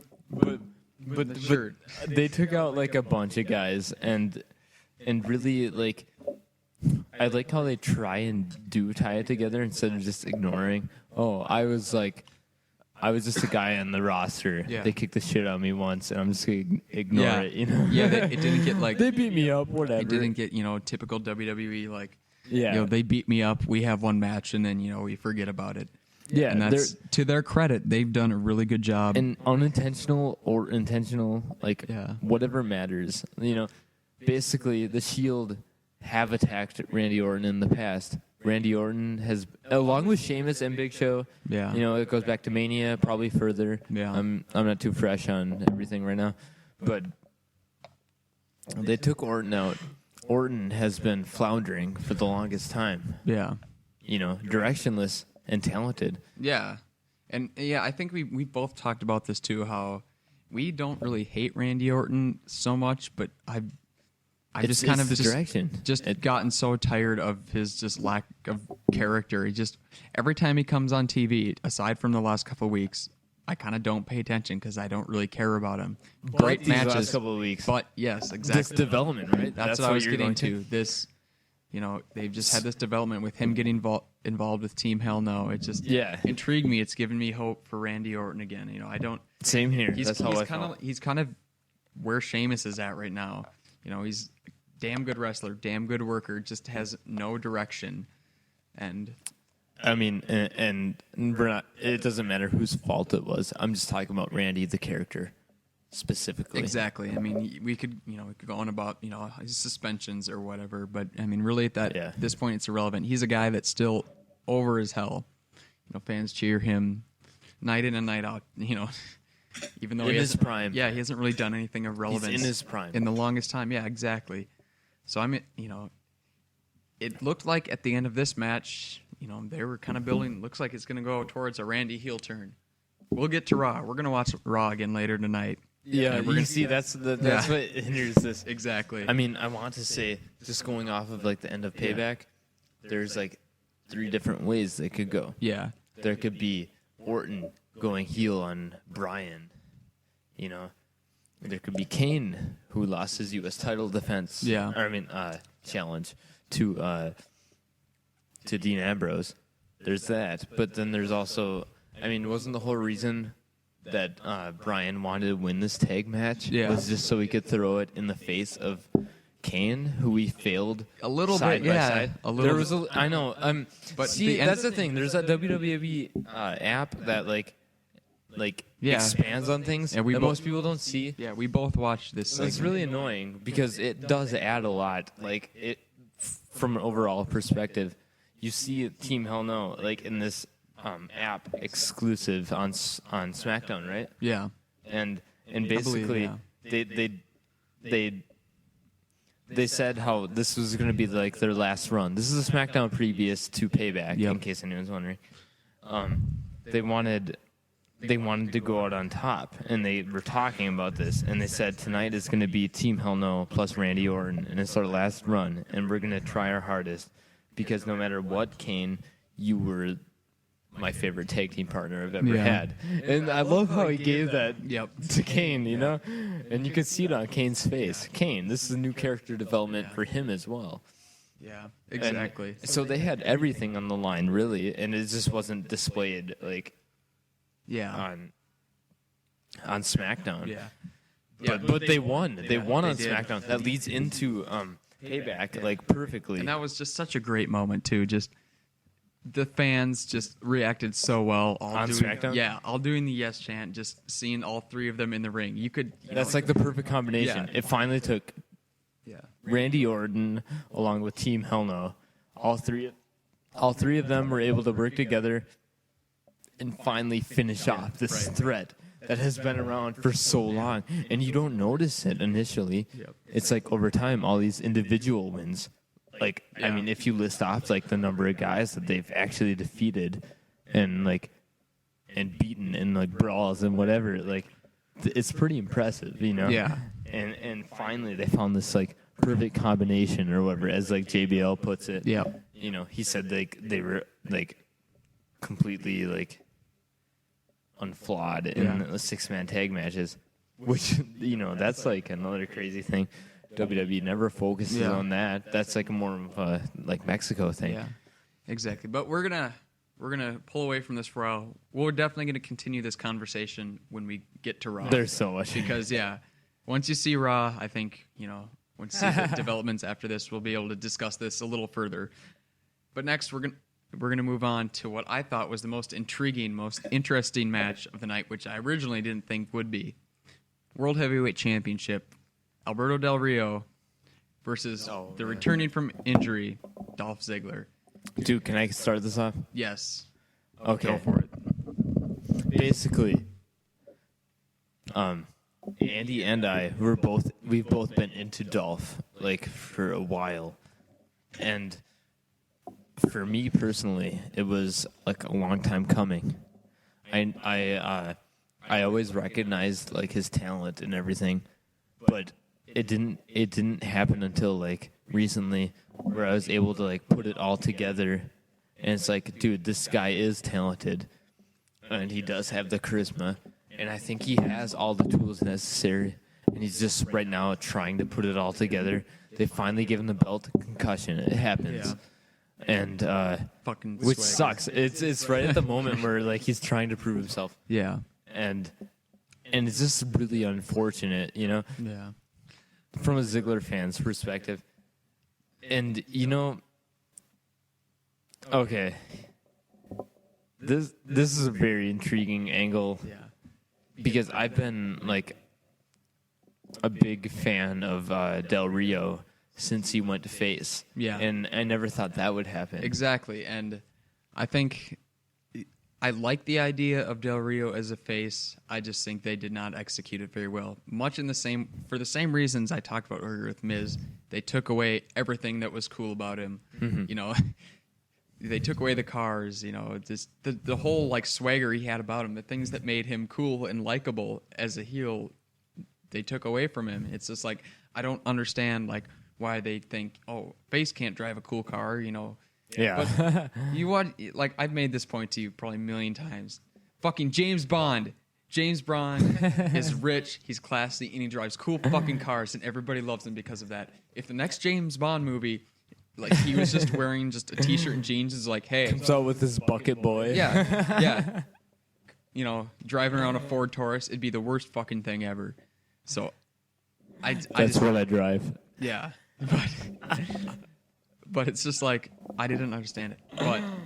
And to me, I was the least interested in this match at the beginning of the card. Like this is the one that To begin with. These developments, right, though. But okay, I will Ziggler give just came back off of a concussion injury, and really, like, okay, the Raw before, previous to, he, if you notice, he was in a tag match with Big E, and honestly wasn't in the match that much, and it raised a lot of speculation. It like, did. Yeah. It's like, okay, is he like actually 100% in or not? And like, then you think like, well, if he's not 100%, like, is he going to lose this belt? Yeah. You know? But like the end moments of that match, all of a sudden he's like taking like spot after spot after spot on his face. Yeah. And head and getting kicked in the face. And that happened during the match, and that played up the injury thing, right? Yeah, but before we get to that, like I just want to give WWE credit. They clearly knew the crowd reaction this was going to receive. Ziggler's been building for a while, right? Is that what you mean? Well, just with the smart crowd in Chicago, just like the night after WrestleMania, you knew the crowd was going to cheer Ziggler. They were going to boo Del Rio. For one, it's a smart crowd. For two, Del Rio does not have much momentum as a face. Kind of everywhere unfortunately, he's been struggling to garner a reaction, period, from any audience. Here and there, it's been great, though. Yeah. It's just, overall, I feel the same I think way. they finally recognized that this face turn was a failure. Not because of him, but they did realize that it wasn't working, that people wanted to cheer Dolph Ziggler, and they went with it. And it's just so refreshing to see like a double turn like this. We haven't seen this in a long time. It was just so cool. Like all those headshots, dude, it took its toll. I just love this during match. the match. Were you the same way? Yeah, like he gets like the enziguri and that fucking super kick while he's on his knees and everything, headshot after headshot, and you're like, dude, just stop. I know you're trying to win a belt. Exactly. And and you start cheering for the bad guy. Exactly. And to give them credit, that's the reaction they wanted, and that's the exact reaction that they got. And it was. Do you think it's because they were going off like the Ziggler, like, for whatever reason? I mean, the internet has sided with Dolph Ziggler. Oh, absolutely. And Del Rio, he gets knocked for like being pushed without any means to. Like in the ring, like, dude, Del Rio can go as hard as anyone on that roster. Yeah. It's the character and the booking, really. Like you said, they took away every cool thing about him, right? Yeah. So it gives you less of a reason to like care or cheer about him. Yeah. Unfortunately, because I like him. Oh yeah, I do at too. the Rumble, like I got really drunk and like slicked my hair back and I was like put a towel around my neck. Yeah, I just want to paint a picture for our listeners out there, and there's probably a few people that are listening that were here when this happened. But we had a Royal Rumble party back in January, and it was that's John's brother in the background reacting accordingly. He was there. We had a great time. Too much fun. Yeah, but this was later in the night, well after the event, and John is after I blacked out. John is just drunk out of his mind, just standing by the kitchen table, throws a scarf around his neck, and just starts doing the Del Rio pose and playing the song on YouTube on his computer just to no end. Yeah. But anyways, where were we? Yeah, talking about the match. It's just I think a big part of this too, they're hitting on a very relevant subject. Concussion injuries are a big thing right now. Especially sports in general. Yeah, in football, it's such a controversial issue right now. And just to have Del Rio well aware of this guy's history with concussions, just straight up just attacking his head over and over, even while doctors are trying to look at him. It was brilliant, and to execute it with a guy that the crowd wasn't into, that the crowd is just so used to cheering. I don't know. I really liked it. I wanted to see Del Rio work as a face, but at the same time, I loved this angle. I love the double turn. I'm really excited to see where it goes. Really? Yeah, we got a little bit of a tease of it on Raw, but there's, not a whole lot. I guess I really haven't thought about all of this, all in all. I liked Del Rio as a face. Really don't know where it's going to go. Like I said, I haven't seen Raw. And, obviously it's not clicking with everyone, Del Rio as a face. Yeah, It's not. Just because of what they've done with him. In the ring, he has been great. He's been great. In my opinion, And Ziggler has been building for so fucking long now. Ziggler, that was so long ago. This guy has been busting his ass over and over and over just to get this main event and I shot. think people see that. This injury happened. Yeah, no, people totally do. It gets to a point where you just people just see how. Isn't that weird? Yeah, people just see how good a guy is, and you can't. I hate to make this comparison because it seems kind of preposterous, but it's just like the same it was with The Rock. Like when The Rock turned, he was face at first. Everybody hated him. He turns heel, but slowly everybody started seeing how talented he was. Yeah. And even though he was coming out and insulting him, and You're talking Hollywood Rock? no, I'm talking about the original heel Rock. Jesus Christ, my bad. Yeah, way back, when he first turned heel. But people started seeing how talented, how good this guy was, how entertaining he was. And all he was doing was bitching about his fans. And after a while, you realize, you just look at this guy and you're like, damn, he's entertaining. I can't not cheer him just because he's so good at what he does. Ziggler totally And has. I don't think he has the same dynamic as The Rock by any means. No. He's very much a different character, but I think it's kind of the same. And sort wrestler. the same exactly. But it's the same sort of situation where people recognize this guy is one of the best goddamn entertainers on the planet. You can't help but cheer for him, and that's not taking. Every time he's going to try his best. Actually, I watched at the very last Raw, but the one previous to. He was in that tag match with Big E, where he didn't tag in really at all during the match. Yeah. But guess what he was doing on the outside the whole time? He was talking shit to the ref, to the people, to whoever he could. Yeah. And really, he was trying to get himself over, and you could tell, he's trying to improve his game on all ends. Yeah. Yeah. And he's really trying. That's why when he lost the belt, honestly, okay. Let's just cut to the chase. Yeah. It's probably leading to a double turn. Yeah, exactly. Right. And, Ziggler is going to be going face. At the end of the match, I either thought either WWE is really smart and recognizing who the fans want to cheer and who they don't and double turning them, or they're just fucking clueless and they have no idea what's going on, what the fans want to see, and they're just going to try to run once again with Del Rio as the face champion. This match raises a lot of speculation. Exactly. Because it's okay, the crowd is turning against Del Rio as the world heavyweight champion. It happened, okay? Yeah. And Ziggler lost it, and it was cleanly. He took. They focused on headshot after headshot after headshot. Cleanly, but really not so much. And focusing that much on an injury, Yeah, the recent years, especially, awareness on the whole concussion thing happening.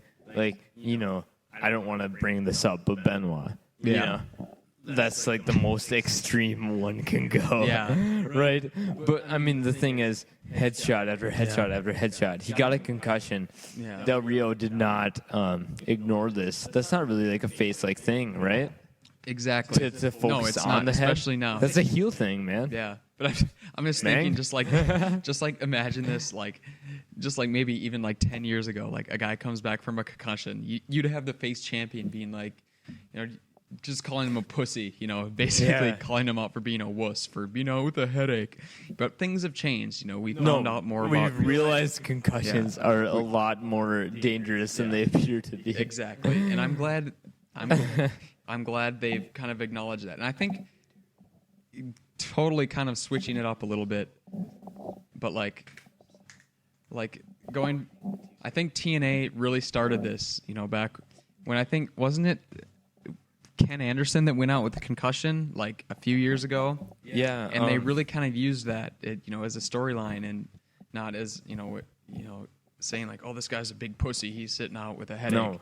But they really made it part of a storyline, and I don't know. They got the ball rolling, and I think WWE has done a really good job of. I hope the whole world focuses on this, and if their big plans are to turn Ziggler face, and in the end, Del Rio going heel. Yeah. As long as it benefits for all. Yeah. I really don't care, because in my opinion, both of them are spectacular performers. Oh, absolutely. Especially in the ring. Yeah. That's my thing. I'll keep going back to you, podcast listeners. Like, as far as I'm concerned, I do take in the whole product, like, as a whole. And I do try to see every various, entertainment, like, aspect that everyone might relate to. But really, for me, personally, it all goes back to the ring. And that's just me. Yeah. I know wrestling's a business. It's very varied, and everyone's in it for a different reason and whatever. For me, personally, the in-ring product matters the most. And to me, Alberto Del Rio and Dolph Ziggler, they have both been delivering for the longest time. And it will honestly, like, bug me if people don't, like, recognize that in the slightest, And it's like, okay, one guy is doing his absolute best in the ring, like, to be, like, the star, One guy is doing his best to show off in the ring and be, like, the main bad guy. And that's how I see it, really. And if they're going to do a double turn, I just hope they do it right. Yeah. And I hope, like, they can gain the most fans out of it. I think you hit upon a really good point there when you mentioned how, people might not be recognizing them for being as good as they are. And I think we had legitimate proof earlier this week. There was a poll on WWE.com, it was basically saying, which match are you most excited for? And it was, it had all the various matches from the card listed. And the World Heavyweight Championship match actually received less votes than the Diva match, which, nothing against the Divas, but, one of your main titles, a title that's considered a major title, and a World Heavyweight title, should be one of the focal points of your card, should be something that the audience is the most interested in, and it wasn't. But WWE corrected this, and I think that we saw, after the match. Was that double turn? Yeah, and I was really, like, questioning I was like, where are they going with this? But I think having Del Rio come out after the match and deliver a promo, and he's not totally, like, full on heel yet, but just the kind of, it's a build up. But he was just kind of condescending and smarmy about it. I think that to me told me, yep, they're definitely pulling the trigger on this, and it's a good thing, really. I just want them to emphasize, like, these individual guys who I perceive as, like, very talented, and can do with what they get, you know? Absolutely. So I think we're both pretty interested to see, where the storyline goes. It could go a lot of different ways. Yeah, it's. I think they definitely did the right thing. I thought this was going to be the blow Same. off to this feud. Del Rio and Ziggler have been kind of feuding for quite a while now, but I think them continuing it, but just with a whole different direction. With now Ziggler for the first time as a babyface. Del Rio's been a heel. He's been a heel most of his career.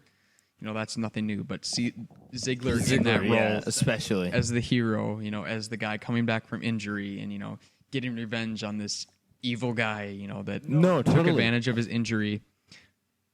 It's got me interested in this feud. Same here. In a feud I wasn't interested in before the match, and I will give them total credit for that. I see, like, one guy coming from one perspective, the other guy coming from the other. Del Rio was switched face, and then they stripped him down. And the thing is, he had, like, a following to a certain extent. Ziggler, it really built up since day one. Yep.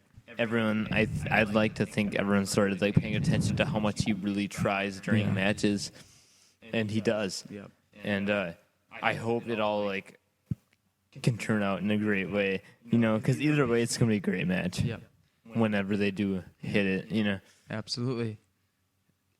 So I think we're both on board for, this recent turn of events. Yeah, this new development. I think. Oh, totally. And I think the match on itself, we didn't talk It's much fresh, about the match. you know? The match was a good match too. I love storytelling forth. within a match, and they did this really well. Above all else, yeah, like the multiple shots to the head. Yeah. It really influenced who I was cheering for. I try to be as much of a mark as possible myself. I like getting wrapped up in the product. Yeah, getting kind of lost in the moment, suspending your disbelief. It's great. It's great. You don't want to act like a big shot during the pay-per-view and whatever. You just want to try to enjoy yourself, Yeah. And so I see Ziggler taking headshot after headshot after headshot, super kick, and Zaguri, whatever. He's hitting Del Rio's hitting all of his big moves, really focusing on his head, and that's focusing on a real life problem that's been focused on not just in the realm of sports entertainment, but sports in general. Concussions they're receiving a big focus recently. Yeah, and because it's some serious shit. Yeah, and we've kind of we don't want another Benoit situation. Yes, definitely. That's the worst. I hate to bring that up, but that's how it goes. Exactly. I actually won't talk about him anymore besides this. Exactly. And I think that's all I mean. You don't want someone you don't want to focus on the energy or on the injury, but really if it can serve as a catalyst for the feud. Yeah. Which most I just assume it might have been the Smarky crowd, whatever. The crowd is not on Del Rio's side, man. Not at all. Unfortunately, because I've been turning around to him myself. Yeah. And to both of them, really. Yeah. Yeah. Thing is, I think if that's why they dropped the belt because of injury. Yeah. And I don't It necessarily. sucks for Ziggler. It can help Del Rio. It can help both of them. Who knows? And I don't think it really did. I mean, he was active enough in this match to make me, at least suspect that, his concussion wasn't a concern, that they weren't taking the belt off of him to it might have been a keep him minor off thing. TV. I think they just realized that they had an angle here and that they were going to, Yeah. Anyways. No, I agree. But that's, what I'm getting at here. No, in the end, I think this is a great match, great development story. But I think we've talked about this match, this angle long enough. We'll get to Raw, and in the coming weeks, we're going to see how this develops, see what happens. But I'm totally invested though. Yeah. Really, because who could have predicted that going into it? I'd like to think that Ziggler will retain by nefarious means. Exactly. Honestly, that's how I saw it going into it. Yeah. But a couple days after, and really considering it afterwards, I think really it was the right deal going with Del Rio over him. Yeah. And especially turning him. Exactly. It was unpredictable. It was unique. It was something a little different they're used to. I liked it a lot. But with that said, we're going to take another break here on the Adjective Play Podcast. When we come back, we're talking... life. Talking thugonomics. No. But when we come back, we're talking the return of CM Punk to his hometown in Chicago against Chris Jericho for the final battle You're in their like the trilogy Boganito, but you're missing the point. of great matches. We're also talking main event, 3 Stages of Hell, the challenger Ryback against John Cena for the WWE title, and much more. Stay tuned, folks. We will be right back on the Adjective Play Podcast on tapradio.net. Take out the jams, motherfucker!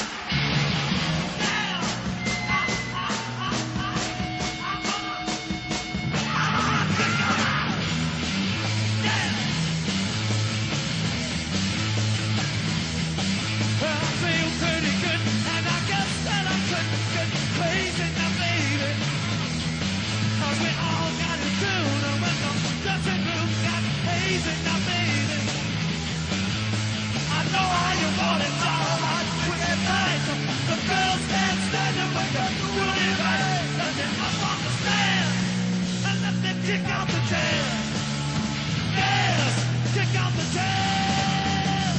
I have to kick them out.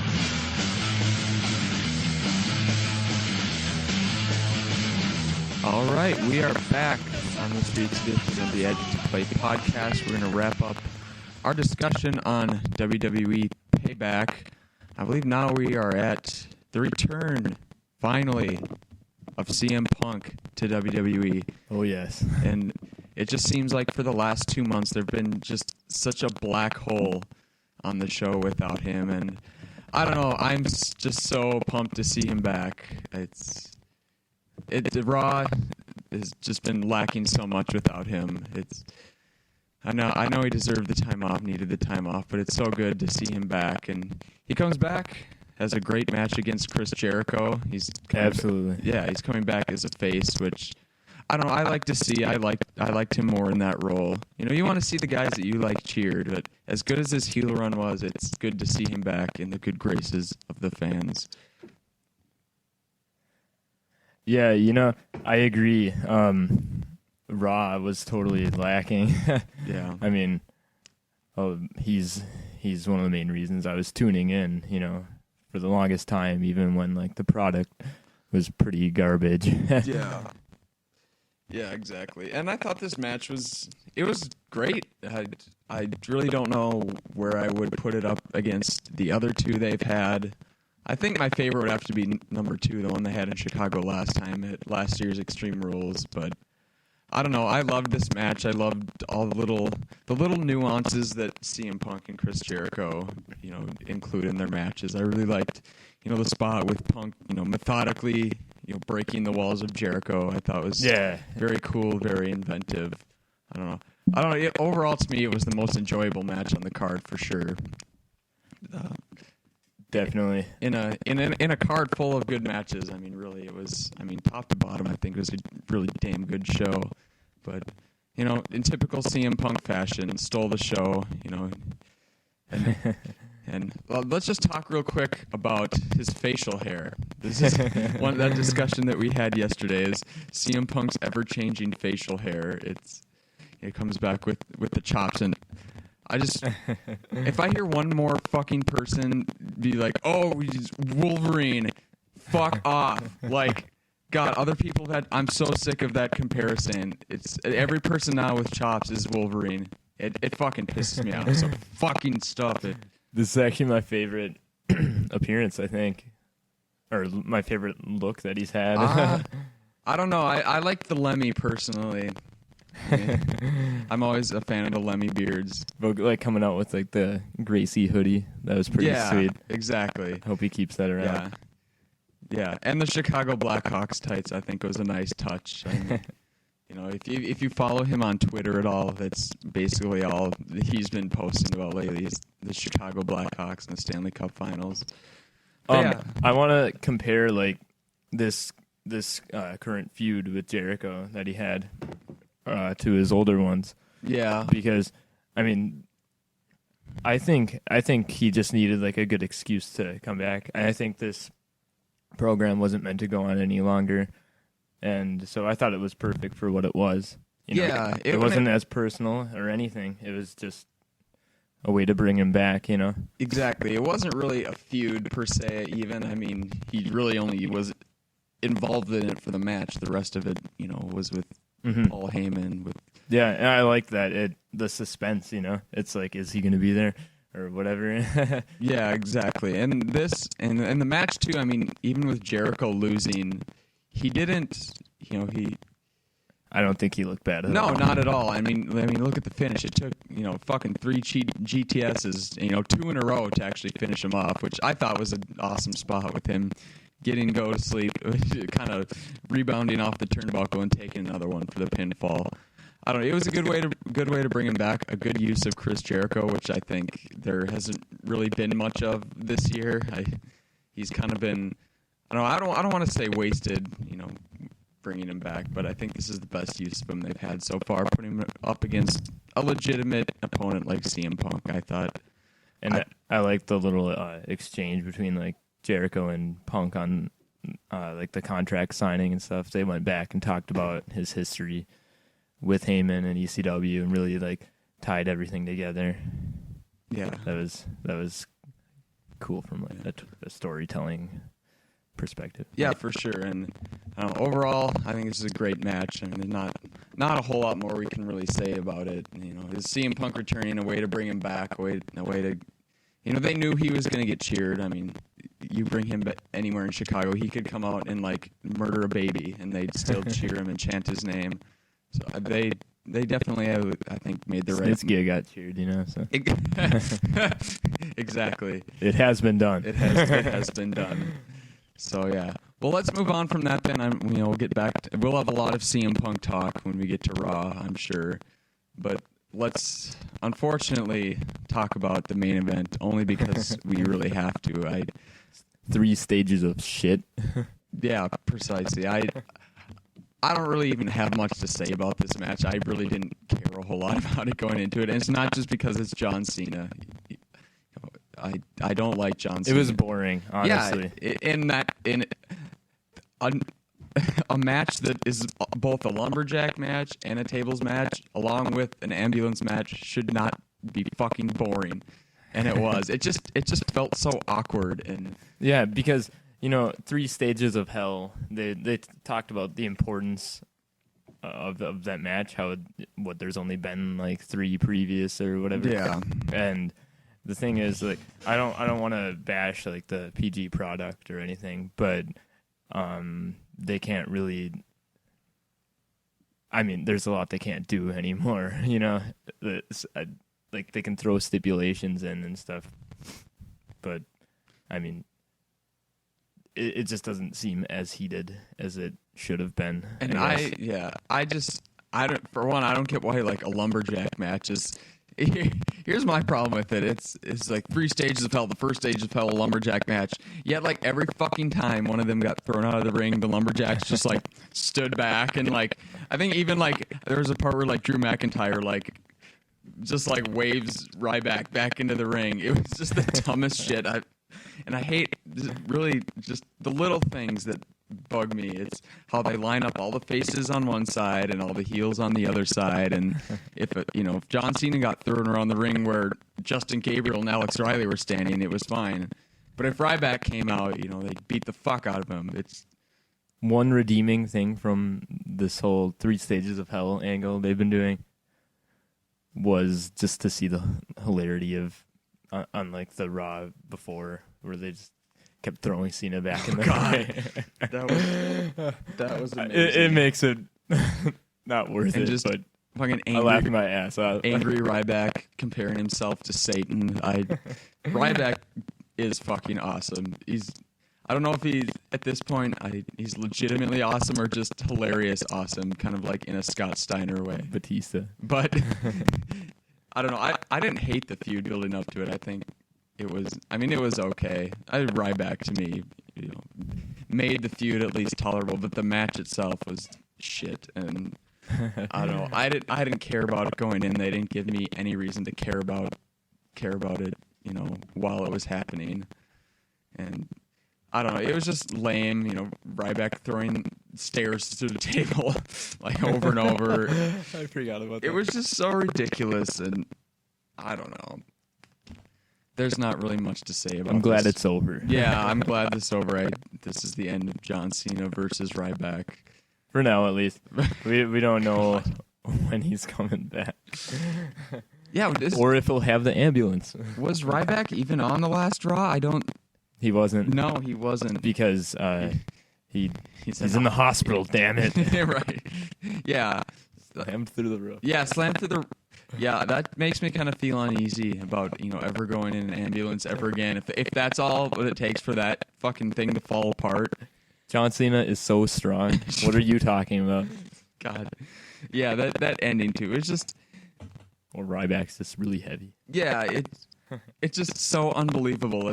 You watch that, and any suspension of disbelief you might... That's what this whole match was. It's just like saying, fuck you, this is completely fake. And...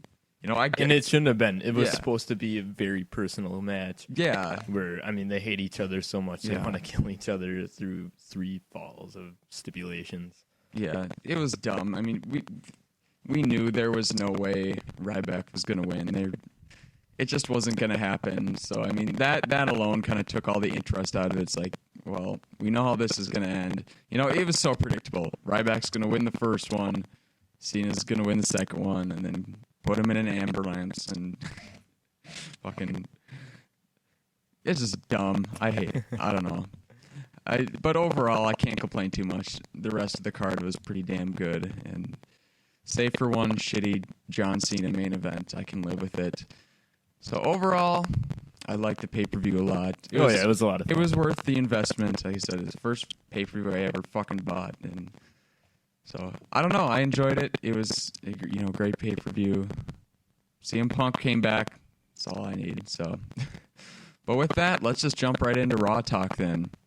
I think we both have a lot to say about this episode. A very, very good episode. I loved it. Of Monday Night Raw with a lot of shit happening. It felt like a new beginning in a lot of ways. Much like the night after WrestleMania's start, it's kind of meant to be the start of a new season for WWE. But this is the episode where it really felt like it. You know, you had not so much new faces, but guys doing different things. There was a lot of changes on this one episode. Exactly. And I love the surprises, And they were good changes. But the show opened up. Alberto Del Rio and Ricardo Rodriguez come out, not quite a mixed reaction because they were still both getting a lot of boos. And they just went with it. Yeah, exactly. And it's like the heel turn was already done. Exactly. And he came just out, from that match. And I like how he didn't come out and just go full on heel right away, just like, you people, blah blah blah. The typical WWE heel promo. I hate that shit. But he came out and he talked about why am I the bad guy? When Ziggler won the belt off of me, I was injured too. I had an injured leg and I had just had a match. He spoke the truth. Yeah. So he made a good point, but at the same time he said, I'm going to give you one more chance, for me to be your champion. And it was obvious that nobody was going to have any of it. I'm glad he's healed, though. I think he just works better this way. I liked him as a face, surprisingly. I never thought I would. But then, they took away things. Like, we've talked about this before, I know. Like, they took away his car. Yeah, they neutered him. And, but did you notice? They did bring one part of his old character back, I guess, with like the announcing during the entrance music still going. Yeah. Ricardo. And the black scarf. I noticed that right away. I'm like, yep, he's a heel. He's got the black scarf. That's awesome. I didn't actually even notice it. Yeah. So he continues his promo and says, he starts talking about respect and wanting to be the best. Who does this sound like? And Enter CM Punk. Enter CM Punk coming out and just with the Gracie hoodie again. Exactly. I love it. Just out to a huge ovation. Comes down to the ring actually with Paul Heyman. Yeah, he's not acting overtly face. Yeah. He's just interrupting another guy who he disagrees with. Exactly. That's what I love about Punk too. And they're doing this so well. I mean, just both of these guys' turns I thought were handled really well in this show. They just didn't come out and all of a sudden, CM Punk says, I'm a good guy now, smiles and high fives to the fans. Like 2 months ago, he was pouring fucking Undertaker's dead friend's ashes on him, supposedly in kayfabe, and just being an evil son of a bitch. I get this is wrestling. Turns happen, but I just hate when just all of a sudden one day they're just completely 180, completely different person than they were before. Well, it didn't.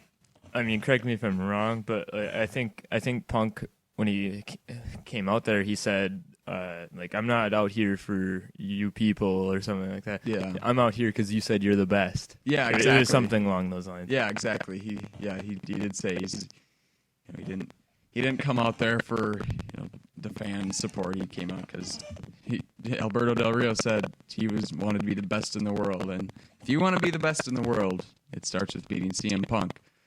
So cue Vicky Guerrero and Brad Maddox, Team Bricky. Yep, they booked the match for later in the evening for the main event, and I'm hooked. I'm sold on it already. It's interesting as hell. Yeah, this was a great way to start off the show. It really was. Everybody wanted to see CM Punk, and I think for me, I just wanted to see where the Del Rio angle was going. So I I really like that they opened the show with this. They opened the show with something big, and not a 20-minute Triple H promo, which is always good. Which I think. Oh God. Come on, We'll you get love to that this. soon. We're gonna get to Triple H. I have a lot to say about him. But yeah, after the commercial break, they come back. Paul Heyman, CM Punk are talking backstage. Wait, do you think this is the first time that a turn's been happened like that? I mean, about Del Rio, just being overly excessive against. They made you feel sorry for Dolph. He's the bad guy going into it, just from headshot after headshot. It did, and I wonder if they were planning that. Have it being a head injury, I think was the only way that could have been pulled off. Because like you said, the awareness recently. Yeah. Concussions. Yeah. The dangers. Because like he said, Dolph Ziggler attacked his leg when he was champion. He had a legitimate, well, not legitimate, but kayfabe legitimate injury after, I think it was a match against Jack Swagger, and nobody felt sorry for him. So I don't know. Yeah, I think it was. I know we kind of already hit upon this a little bit, but it was. Yeah, I just really liked how they did it. Yeah, exactly. But yeah, so backstage. Yeah, backstage, Paul Heyman and CM Punk are talking. This was a nice little touch. It was just kind of a way to break away CM Punk from Paul Heyman. Yeah. And it needed to be done. Yeah, if you can't have Heyman with Axel and with Lesnar and Punk, if Punk's gonna be a good guy. Yeah, if you're gonna be a face, you can't have Paul Heyman in your corner. It just doesn't work at all. As much as I love them together. Oh yeah, I do.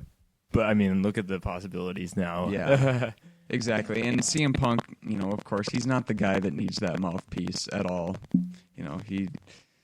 He's more than capable of doing mic work on his own. But yeah, he says, I'll always be a Paul Heyman guy, but this is the way it's got to be. And you could tell Paul Heyman just kind of that look of disappointment. I love his expressions. Yeah, exactly. But so yeah, it was a good way to split them up. But yeah, after that, we get Wade Barrett coming down to the ring for his title rematch. But that doesn't happen. Instead, Christian's back. I don't know. There's Okay, I was excited. Yeah. I wasn't expecting it. And it's about fucking time, Yeah. He's been cleared for a while. Yeah. And I think even Vince made that point later. He's like, Vicky was like, hey, look at me, I brought back Christian, and he's like, oh no, that was Triple H. Or Triple H, yeah, whatever. They're all running together, all the McMahons. But yeah, I don't know. It's exciting to see him back. He seems like he's had a lot of, in the last few years, these return moments, just because it seems like whenever he comes back, whenever he finally kind of starts getting on a roll, he just ends up injured again. So I don't know. I think they're gonna just gonna kind of keep him in the mid card. Some icy title feuds, which I think is fine. Oh for him. yeah, they can benefit from someone like him. He's one of the best guys in the ring. Exactly, and I don't know. He's a good, a veteran guy. I'm glad to see him back. I haven't been a huge Christian fan, over the last few I've been years, on a kick recently, but I do appreciate him. I do love him for what he is, and it is good to see him back. So, well, he hasn't. They didn't really start any sort of storyline with him on Monday, but apparently that's going to be in the works for Tuesday, so we're just going to have to wait to see what happens with Christian till Tuesday. Just can't wait to see his matches. Yeah. They're always always spot on. Yep, exactly. So in the next match, was this? Oh, yeah, I forgot about this one even happened. Sheamus versus Cody Rhodes and Damian Sandow. I don't quite. I was so confused by this match. Yeah, I kind of. It's not your standard handicap. They didn't have to tag at all. Yeah. So, I mean, how did it start off? They just charged him into the corner and were holding him there awkwardly. I was laughing so hard. Yeah, and it ends up Sandow rolls him up for the victory. And then Sheamus keeps his heat or whatever. Yeah. Poor Cody once again. Yeah, exactly. On the losing end. But yeah, I don't want to spend any time talking about this match. It was just a throwaway segment. Just needed to have Sheamus on there somewhere. Whatever. It was what it was. So the next segment was Triple H. I'm trying to load my results here. I can't. Oh yes, Yeah, this is what I was talking about earlier. Triple H talking to Vicky and Brad backstage. And, trying to. It was funny. I liked it because these segments kept happening throughout the night, and I was actually entertained by it. And I don't like overkill from the McMahon family. Oh God! But it was pretty funny to see Vicky trying to please Triple H, Steph, and Vince throughout the show. Yeah, and failing horribly. Yeah, and they've kind of been having this little angle going on lately about having Vicky having to prove herself as the general manager figure, and then then between Triple H and Vince, they're both trying to be like the boss, kind of, Yep. I think I know where this is going now, and with that whole angle with Triple H and Vince, and can't you just tell he loves them? Exactly. I just think the McMahons just have huge hard-ons for themselves. Honestly, they like when they was it like a couple weeks ago, like when they all like had that like hug together. I can just imagine Vince's face like, yeah, now this is good television, damn it. They love putting themselves over. They love having themselves on TV, and I don't know. It wasn't too bad on this episode, honestly.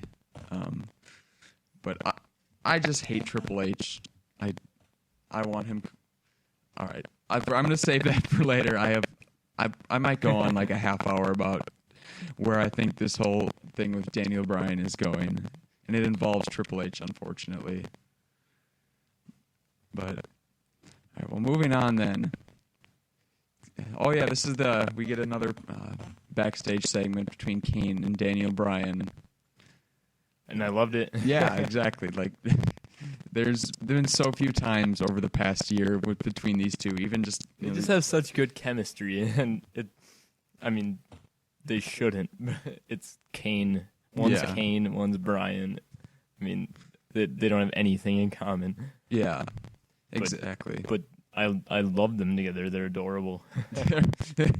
Yeah, that is an interesting way to put it. But I do think this is going to be kind of the end for them. I think we might see Kane involved in Daniel Bryan's story over the next couple of weeks. But I think they are kind of winding them down, and I'm okay with that. I'm actually better with it happening this way than as opposed to having them have a feud to end. And they're it's not needed. It's not needed at this point.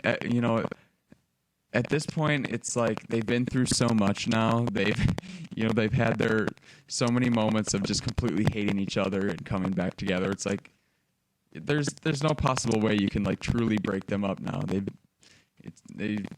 been. It's like a long relationship between them two, like a marriage almost. No, exactly. They've had their moments where they absolutely wanted to kill each other, but at the end of the day, they had each other's back. And they were thrown together like in the beginning anyway.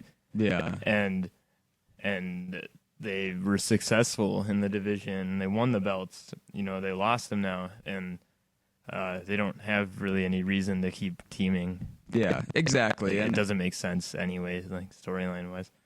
And that's kind of what Daniel Bryan had mentioned in that segment. He's like, as long as I'm in this tag team, I'm not going to get the respect I deserve. I need to go after the WWE Championship belt.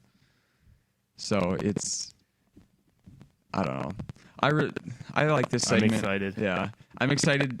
Well, I was excited to see what was in store for Daniel Bryan, but now that I hope I'm wrong, I really do. But I don't know. That is actually the next match that's coming up, and I have a whole lot to say about this. It's the Daniel Bryan versus Randy Orton match. But first, we're going to take another short break. I need to get some food in my stomach before I go on this long rant. Otherwise, I might just throw up everywhere. talking about it. So we're just going to take another quick break here. We'll be back with the final segment of the first episode of the Adjective Play Podcast. We finish up our discussion on Raw after the break. When I get off of this mountain, you know where I wanna go. Straight down the Mississippi River to the Gulf of Mexico, to Lake Charles, Louisiana. Little Bessie girl I once knew, and she told me just to come on by if there's anything that she could do. Up on Cripple Creek, she sends me if I spring a leak. She mends me, I don't have to speak, that she defends me. A drunker stream if I ever did see one. All right, we are back here to wrap up our discussion on this last week's Monday Night Raw. We're just going to jump right into it. No DQ match as voted on by the fans. Daniel Bryan versus Randy Orton. And of course, there's not a whole lot to say about the match because it didn't go on very long. What's being reported is that Daniel Bryan suffered a legit injury, and I think it happened on the spot where he, did his dive to the outside, and They said it was a stinger. Yeah, and I don't know what happened, whether Randy botched it and is supposed to catch him. I don't know. It doesn't really matter. But what I want to talk about is basically the repercussions from this incident, because it's being reported.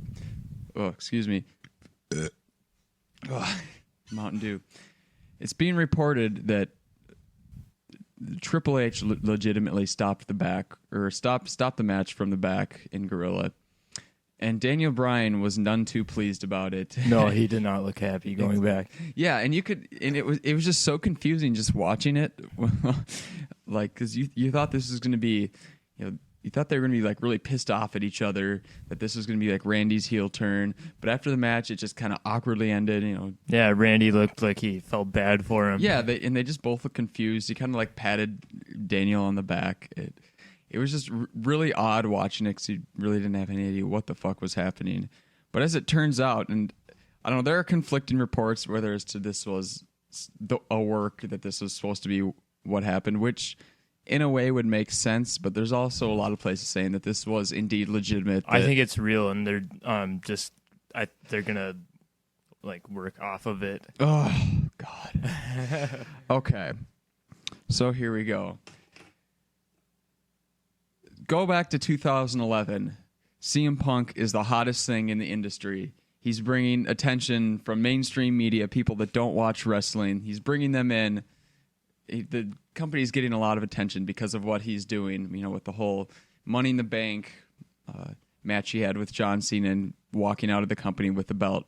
So Triple H is sitting in the back and is like, hey, this is big. This is a big deal. How can I work myself into this? And what we got was Triple H bringing his fucking washed-up friend that hasn't been a relevant part of the industry in nearly a decade and coming in and completely ruining any momentum the Angle had, completely just destroying CM Punk's character.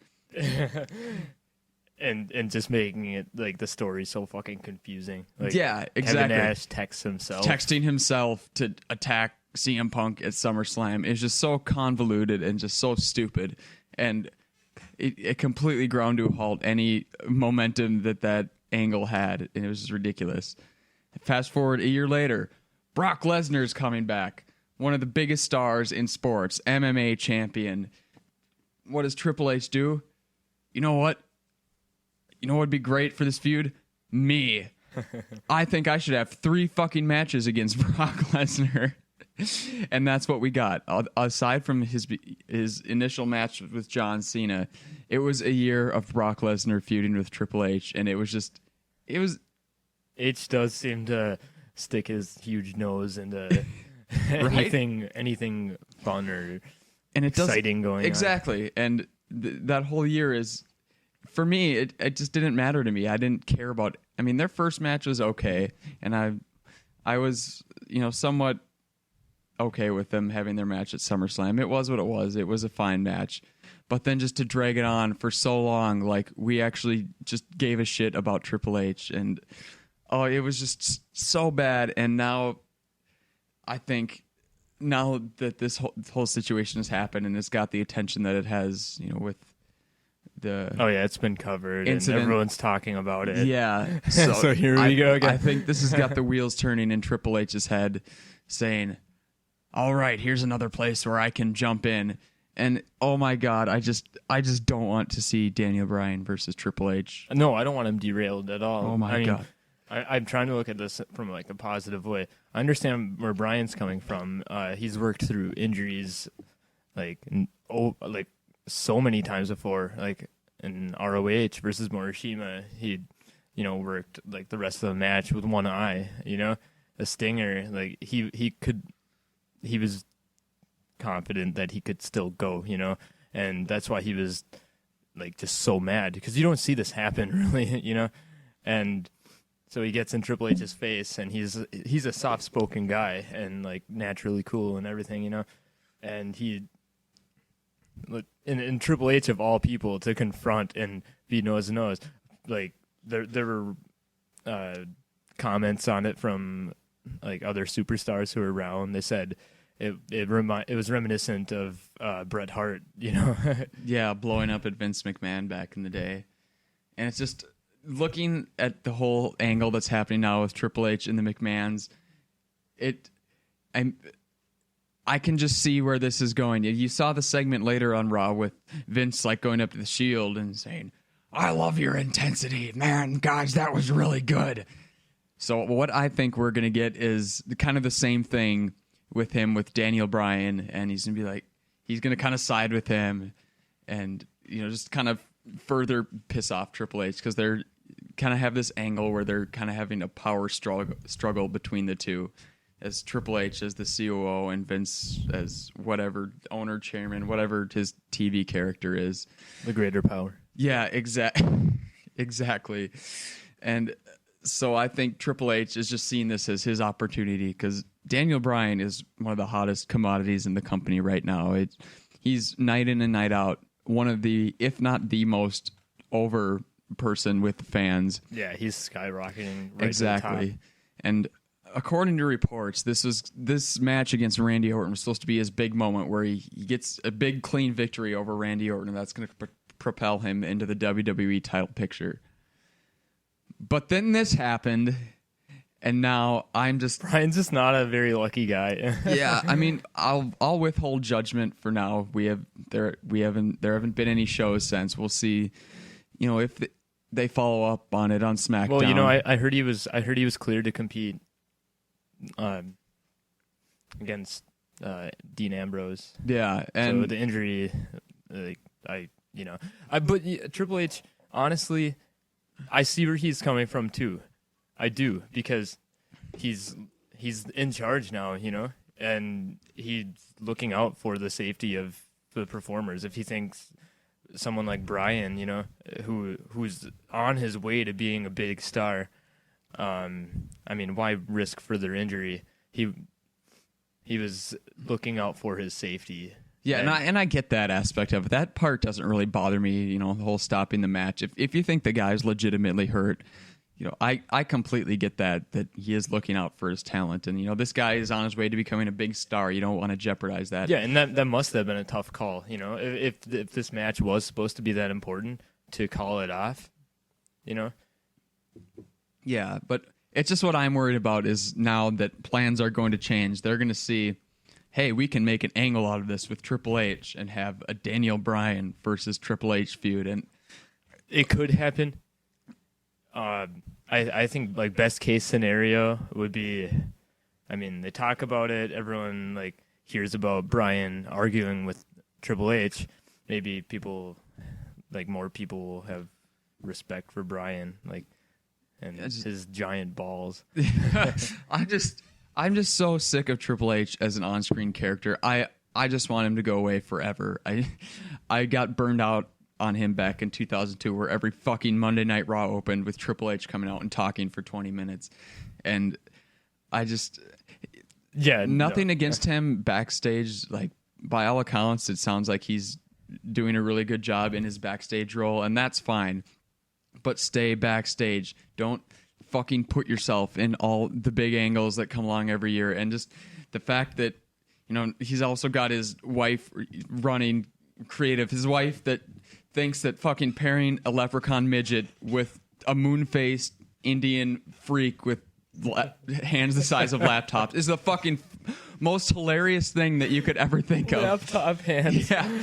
It's just, I'm just dreading what could become of this. And I just see Daniel Bryan just coming out and taking a pedigree. I mean, you see, like, I don't know if they do this at all anymore, but Triple H just thinks that him pedigreeing people is just what everybody wants to see. And they had this thing where every single like Raw or SmackDown taping during a commercial break, he just come out and pedigree somebody. He gets him hard. Yeah, exactly. And I bet while he's having sex with Steph, he's thinking of pedigreeing undercarder. Yeah, exactly. Oh, yes, I killed Zack Ryder's overness. Nice and good. But, okay, I think this could benefit the story, too, because, I mean, it could show how determined Bryan is to really prove himself. And I think it could, like, he could gain a lot of respect, like being so upset that his match is called off and wanting to continue on, like, despite his injury. It could all work in the end, I mean. And as long as, if they use it as part of the storyline, that won't bother me as much. And I think they're covering it on WWE.com a lot. Triple H is going to bring in Scott Hall. Oh, God. Yeah. This is what's going to happen. Sean Waltman. Yeah, SummerSlam this year. Brian's going to be, almost. He's going to have like John Cena and a LaBelle Lock and fucking overweight Scott Hall and torn ass X-Pac are going to come in and break it up. No, I don't know. I'm okay with him using it as part of the story, but don't make it the story. Don't derail, this potential main event push for a guy that deserves it. One of the most talented people in the company, is just so you can work a program with him and you prove to everybody that you're still the man. I just hate Triple H. Something I was thinking about is how I've JR has talked about this a lot, about how with a lot of the wrestlers that they have on their roster, they just don't have like the drive to like really want to succeed, like timid or scared to like stand up for themselves. And I think Bryan definitely turned heads backstage. Yeah, and we don't know like the whole like backstage. We don't know all the politics about it and everything. So, I'm not going to try to comment on it. Just going to hope for the best. Exactly, and I think we should believe in Bryan. Exactly, believe in Bryan. But we'll comment more on this next week when we kind of see where it goes. So I'm hoping to God I'm wrong that Daniel Bryan versus Triple H is not going to happen. But who knows at this point? I haven't read the spoilers for SmackDown this week. I have no idea where it's heading. But we'll move on for now. In the next segment, we had AJ Lee coming out with Biggie Langston talking about her Divas Championship win at Payback. And of course, again with the McMahons, AJ's going on about challenging anybody in the back that thinks she's good, and she's the toughest woman. And who do we get? Stephanie McMahon comes out to the ring, and I actually liked their back and forth. Yeah, on the mic.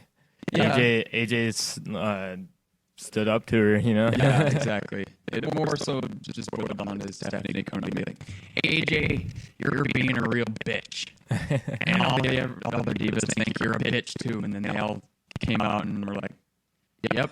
Do you think that was kind of weird how she like talked down to all the face divas? Yeah. I was kind of confused. Yeah. I don't know. All the McMahons, I think, are trying to like show off their power. Exactly. That's so it ties it together with that. Yeah, there's this whole overarching mean, story with McMahon's just trying to Assert their dominance. Yeah, exactly. And I don't know. This segment wasn't bad though. No. The only thing, like, I even liked Caitlin's like little promo as she was heading to the ring. Was better than what I've seen from her in the past on the mic. But and you know, like, I mean, because I wasn't a big fan of like her breaking down and crying. I don't want Caitlyn to be like that. Yeah. But I mean, everything was good. It's just, I mean, the little brawl they had in the ring was kind of sloppy. And it's like, what the fuck is going on? Is that how you fight in I don't know. Yeah, exactly. But moving on from that, the next match was the United States Championship match. For some reason, they had another one of these, and there really wasn't much to it. No, a few minutes of back and very forth prematurely. Yeah, a few minutes back and forth. Roman Reigns comes in, interferes. Disqualification, kind of same old Shield shenanigans as we're used to. But yeah, and then we get the backstage segment with that I was referring to earlier with Vicky, kind of chewing them up and like, what the hell? What were you guys doing? And then Vince went up and said, That's like what I'd say. That's the old days. That's the ruthless aggression. Damn it. And I never liked that Halloween mask wearing freak. I don't know, but I laughed. Faggot anyways. I don't know. This is just furthering the storyline between them. We've already talked at length about that, so we'll just move on. The next segment, we were both discussing before the show. Zeb Coulter has a new client, Antonio Cesaro. And yeah, I don't quite know how to feel about this. I like both of them. I like Dutch Mantel as a manager, and he's phenomenal. It's just their characters are a little conflicting. Yeah, I mean, Michael Cole was not hesitant at all to like point out how kind of ridiculous this was. He kind of in a way just shit all over it. Good old Michael Cole. Yeah, exactly. And I don't know, it gets Cesaro on TV, which is something. It's the start of something for him, I guess. But I don't know. Just Cesaro really needs some direction. I hate seeing like getting pushed one week, tearing out Kofi's dread one week, saying I'll never lose again or whatever, and then losing to Orton like his very next match. It's getting annoying, and no one's gonna buy him like if you keep doing this, And Zeb's one of the best talkers, in my opinion. So absolutely, and he needs something to do because Swagger's nowhere to be seen. And I don't care either. He's an idiot. Yeah, that's kind of what I fear though. It's just basically they're turning Antonio Cesaro into Jack Swagger. I mean, we have them basically doing the same shtick that Coulter and Swagger have been doing for the past few months. Just it was. I don't know. I just kind of groaned when at the end of the match they line up side to side, their hands against their arms, and say, "We the people." It's like they're basically just giving him Jack Swagger's role. He's the new Jack Swagger, but William Regal is on Raw. That's true. I love seeing Regal. My friend actually texted me. I didn't watch it live. I was at work. But he sent me texts about William Regal. I'm like, what the? William Regal on Raw? And it was great. Yeah. They had a nice, it was a short match, but, it was pretty competitive. Yeah. Oh, my gosh, that, Regal bridging and then getting the double stomp while he's bridging. That was great. Yeah, it's always good to see William Regal. I mean, he's never really going to have a prominent role on TV, I don't think, ever again. But I don't know. It's nice to see him, put over somebody when he can, I guess. This segment wasn't terrible, but I don't know. At the same see where it goes. Yeah, that's kind of been the motif throughout this podcast. We'll just see where it goes. I mean, there's not much more we can say at this point. It's a start. Yeah, there's so many new happenings. Exactly. Going on. There's so many new angles beginning, so many new developments. I'm not gonna try to sit here and guess where this is gonna go, even though I kind of did with the Triple H thing, but I don't know. It was a fine segment. I did kind of like it, how they don't tread on me, like placing it over William Regal's body like he was dead or something. It was a nice, funny touch, but we'll see where this goes. So after that, oh God, that's right. After that, we had this was the most. I'm trying to think of the word for it. Just the most generic John Cena promo there ever was. He came out and just basically said the champ is here a million times, says, "Oh, I love these fans, I love how you boo me and you cheer me, and you fans are just so passionate, the champ is here." That's basically the whole segment right there. But then, out comes Mark Henry. Rumors circulating. Is he retiring? What the hell's going on? And then comes out with his wrestling boots. Yeah, sets him on top of the ramp, and it's a nice little touch. Yeah, and the reaction, I was surprised. Yeah, honestly, he got a damn good reaction. Yeah, because I think the people in the arena really thought that he was going to retire. I did. He's like crying and stuff. When did Mark Henry? Yeah. How? Yeah. I mean, the sexual chocolate chant also. Yeah. Oh my gosh. Yeah. It's just, but over the last few years, holy fuck! Like he is so damn good. Just he is just tuning his character so well, and he's as good as he's ever been in his career by a long shot right now. And this whole speech that he gave, and just the facial expressions, and he sold it. Like it was. Like you go from John Cena just herping and derping his way through another shitty John Cena promo to Mark Henry coming out and just delivering, in my opinion, one of the best promos there's been all year. And that's not an easy thing to, legit convince a crowd that you're retiring. In professional wrestling, people and get that reaction when you're the bad guy. Yeah, when he's been the bad guy, like the evil King Kong bad guy for so long, and I just love this. I kind of had a feeling that there was going to be a swerve, being that John Cena was out there the whole time for it. Well, I think you always have to expect a swerve. It's pro wrestling. Exactly. But I was fine with it.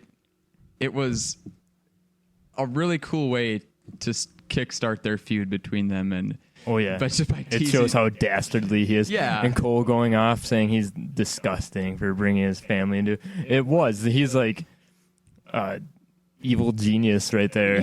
Yeah. Playing off everyone's emotions and everything. And I'm just thinking, to make a point, because that's what he do. That's what I do. I'm just thinking about this in kayfabe, his little daughter watching at home, Daddy's coming home, and then so happy, and then nope. It was because he wants the belt. It just came across as just so douchey and self-serving, but it was so good. That's what makes a good bad guy. Exactly. And this is whole I love his little one-liners. He'll just scream at his opponent whenever they're down. I think it was one of them today. He was like, "I got a lot left in the tank." Yeah, that was. He's like, "Do you think it's that easy?" I love Mark Henry reaction. The cheers as he lifted Cena in the air and dropped him. Yeah. It was. Man. This segment was fucking just magical. It's so good. Also, I think that has to be one of the first times he actually commented on the sexual chocolate chants. What was it? He was saying he's talking about his family or whatever, and someone in the crowd said Mae Young, and he's like, "No, not Mae Young. No, not Mae Young, dummy." Yeah, he did. Oh my gosh, he did such an amazing job, breaking character like disingenuously. It was. There's just so many good things to say about this.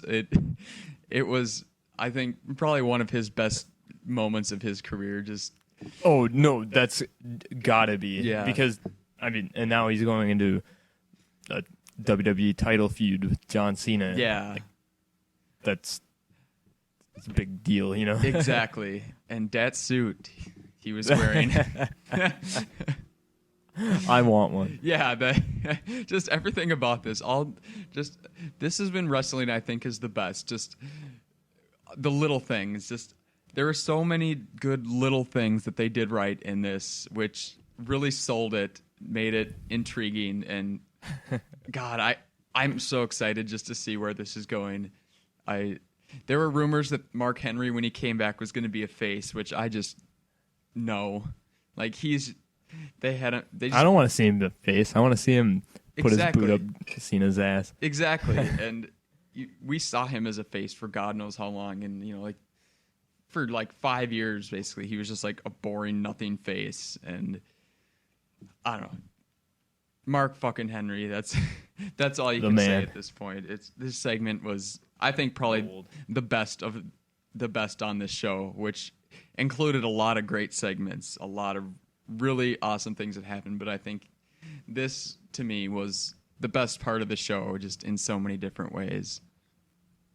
So, but yeah, I'm sure we'll have plenty to talk about with John Cena and Mark Henry down the road. But moving on to the next match, the rubber match between Chris Jericho and Heath Slater, right? I think this is their third match. I don't know. It's 3MB. They're there, you know? Yeah, but if you remember back on the original NXT, just one of the worst moments in wrestling, Heath Slater pinned Chris Jericho clean, and just one of the most confusing moments I think I've ever had watching the sport.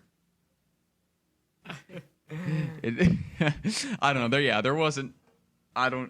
They just did it. Just a way to get Jericho on the show, I guess. I don't know. It barely lasted. I like the little discussion they had about Fozzy and yeah, opening for Fozzy. Yeah, Battle of the Bands. The two lead singers of, I'd say, probably two equally good bands. I think if 3MB actually got together and made a song, it might actually be better than Fozzy. Yeah, Fozzy fucking sucks. You're my enemy. It's just remember everything cool that happened in the 90s with music, like grunge coming along and the whole alternative thing. Just imagine that none of that ever happened. And that's Fozzy. They're fucking terrible. But hey, Chris Jericho's doing his rock star thing, whatever. He can do what he wants. Do you have any more comments on 3MB, Chris Jericho, Fozzy, season 1 of NXT, Jinder Mahal? I just earlier in the show they Triple H kind of buried 3MB. Oh, yeah. I just remembered that. Yeah, it's oh, you booked 3MB, good one. It's why the fuck do you have him on your roster then? Because 3MB is awesome. No, I agree. I think they're great, but I mean, from a kayfabe perspective, it's oh, you booked them on the show, huh? Yeah, you booked them, but where the fuck am I? I'm just imagining him just stacking all three of them. Just the ultimate pedigree.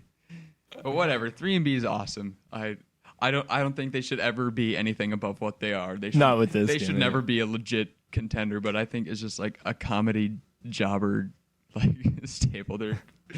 They're funny. They're just so dumb it works. Yeah, I love it. Exactly. But I think we've talked about 3MB more than they've been on TV total for the past 3 months.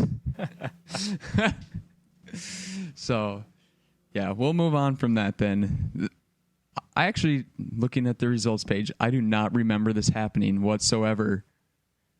Curtis Axel versus Sin Cara. Oh yeah. Well, probably because it's happened like 3 times in the last. Yeah, I don't know. Did I just like I might have left to take a shit or something during this? Okay, well here's what happened.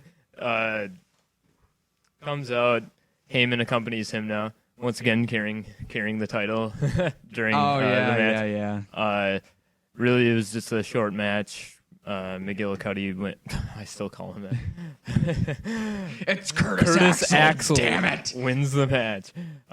He debuted a new finisher too. It was like a snap DDT. Oh boy! Still, anything's better than the fucking McGillicuddy or whatever.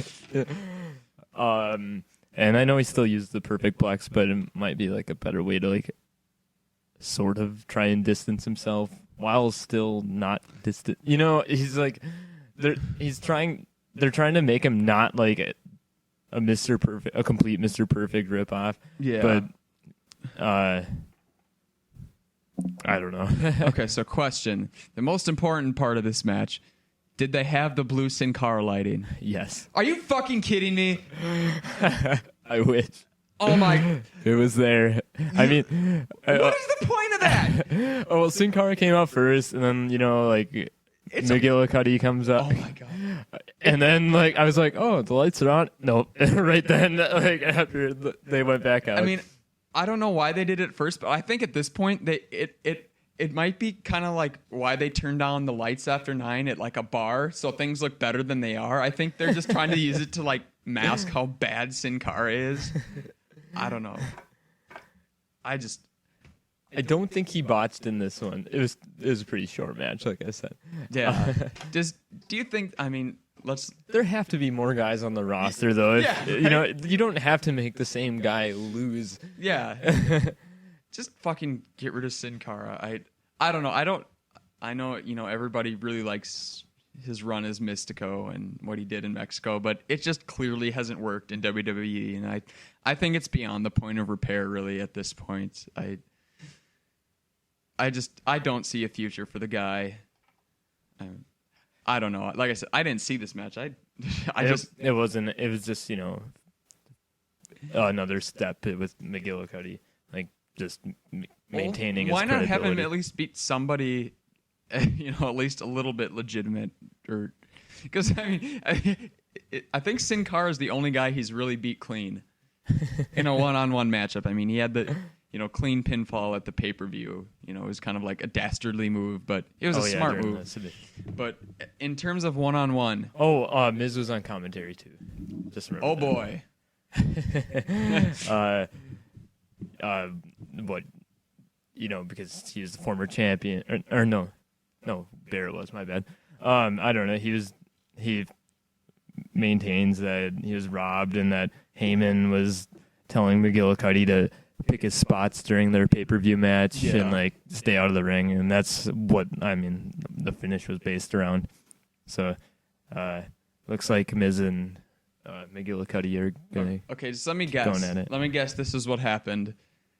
Michael McGillicuddy gets the pinfall, and then Miz stands up in commentary and like sarcastically applauds, and they like stare each other down to end the segment. I don't actually remember. I'll have to go back and look, but that's how every single segment with like a guest commentator that's feuding with the guy that wins in the match, it always happens. You just with the like smug look, just applauds. It's just the standard thing that they do.